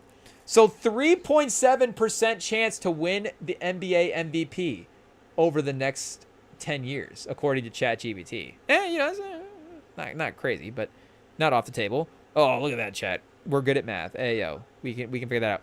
Most common MVP years to 2027. He won 11 MVPs, so it ran 1,000 simulations for each season. Yeah, perfect, chat. That's exactly what we wanted. So it won 11 MVPs in 27, 9 MVPs in 28, 7 in 26, 5 in 29, and then 5 in the 30s as well too. So yeah, basically the 27. Oh, I guess wait a second. 26, where it's not in order of the years, order in the amounts of MVPs. So in 26, he has a 0.7% chance to win MVP.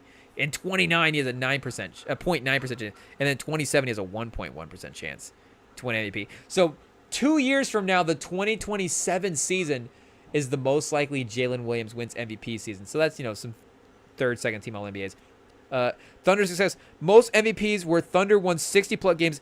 Often Chet becoming a lead defender, and Shea slightly declining or deferring more. So it's not like a Jalen Williams gets traded or Shea gets traded or something, but it's still that core together. Jalen would move up to like 28 a game, 6 and 7, elite 3-point percentage in the defense. So just supercharges the scoring numbers the way he plays, of course, would make sense. His all-round versatility, his late blossoming stardom after SGA peaks, and then they're still winning 60 games a season, would still make sense. But you got Wemby, Doncic, Edwards, Paolo, Scoot. Oh, chat. Scoot frequently wins MVPs in this era. Hey, yo. Whoa. Okay, chat. I know we're not going to go through every player, but How many does Scoot win? We have to know. Hey, yo, does Scoot have a better chance to win MVP? How many does Scoot? Whoa, chat. We got to finish typing that out. 62. So Scoot has twice the better odds to win the title. So not 2026, so not quite next season for Scoot, but in 2027, he's got a 1.2% chance of winning the MVP. Chat, Scoot Henderson, it's not off the table quite yet. Our guy, there's still hope, but no, contextual break. Hey, yeah, Scoot's going to be awesome. We don't need ChatGPT to confirm that. So, yes, Scoot Henderson versus Jalen Williams. So, Jalen Williams lock it in 27 MVP and then Scoot Henderson in 2028? Hey, yo, chat, compare it to somebody like Wemby, Anterban, Caro. Nah, those guys are actually going to win MVPs, so that's not going to be fun. But, wow, chat, historic finals performance. And I guess we could just go 40 points in a finals game in general. You know, like MJ, LeBron, there's going to be some guys with the multiples in here that aren't going to make it look as rare. But here, let's just go, where's it say for find players with most games in a season. Find players with most games. Yeah, combined seasons or career. So this will just get one name per search result and give us the amount of times they accomplished it. So Jerry West, 10 40-point games in the finals. We've had 29 guys hit 40 points. Chris Middleton. Oh, chat. That way, like, who's the most unassuming guy on this list? Maybe Chris Middleton. Again, you know, a guy like Cliff Hagan, maybe a little before our time. So I don't know. Is Cliff Hagan the Chris Middleton of the 60s? But let's see here. Wait, let's pull. Oh, wait. That's the Durant game list. So 17-18, he had a 43-point game against Cleveland in a 110-102 win. But Middleton, chat. I forgot he had Giannis scoring 50s out doing Middleton over here. But Middleton in what game? Which game was this, chat? 40 points, 45% of the field, only 3 for 8 from the field, but took 33 shots. Middleton and Giannis just doing everything they can to get a finals. Underrated Middleton performance, chat, for sure. But Booker with 42. I mean, I might, skip all the movies and just go back and rewatch this finals tonight, honestly. Like I said, this is the last teams going toe-to-toe. Multiple performances from both sides. You don't know who's going to win. So, unfortunately, the classic series set. Well, the classic series set is this. Like, the first 4 games, 3 of the first 4 games were really great. Like, those are going to be iconic games for finals history. There's no doubting that. But maybe the Thunder, kind of clean up these last 2 games and make it a little bit easier on them. But, yeah, in this game, chat, wait a second. Which game are we at? Game 4?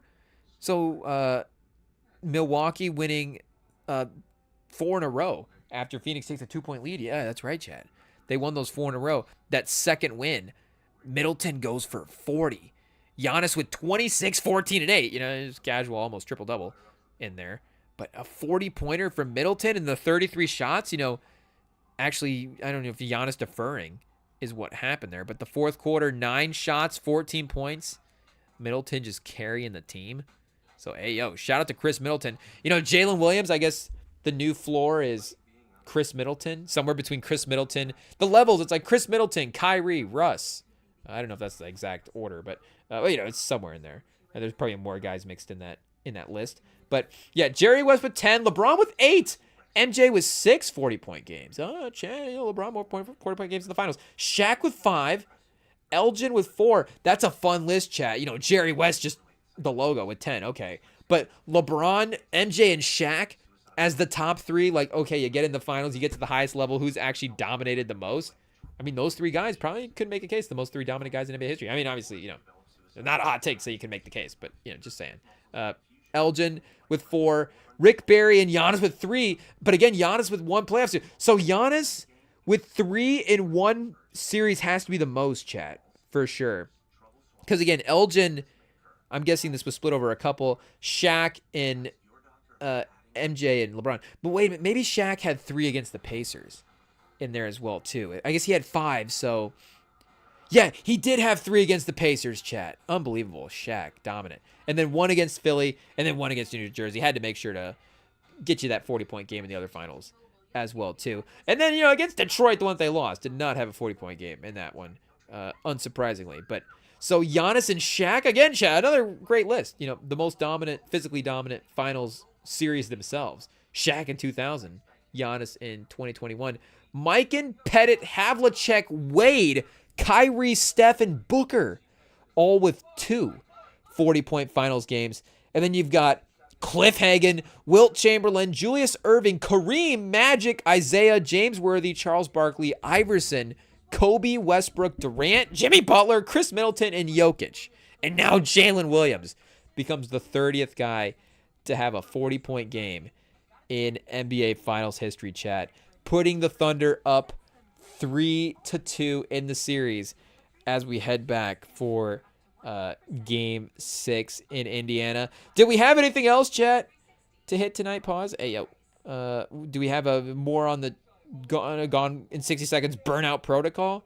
Jalen Williams winning MVPs, simulations. We've got a stacked show for you next time, chat. Hey, yo, Kevin Durant trades and the old versus new OKC simulation. And maybe was there something else? I feel like there was something else that we were going to hit tonight and didn't get to.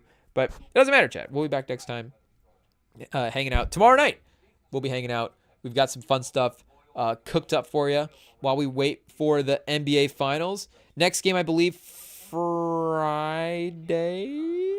Should be normal time for us. Or it's Thursday. We'll be back Thursday, chat. I guess here we go. We'll see what the schedule is for the Rem and Sam pod this week. Should we be looking at the chart in the office? Oh, here we go, chat. Thursday. So, okay.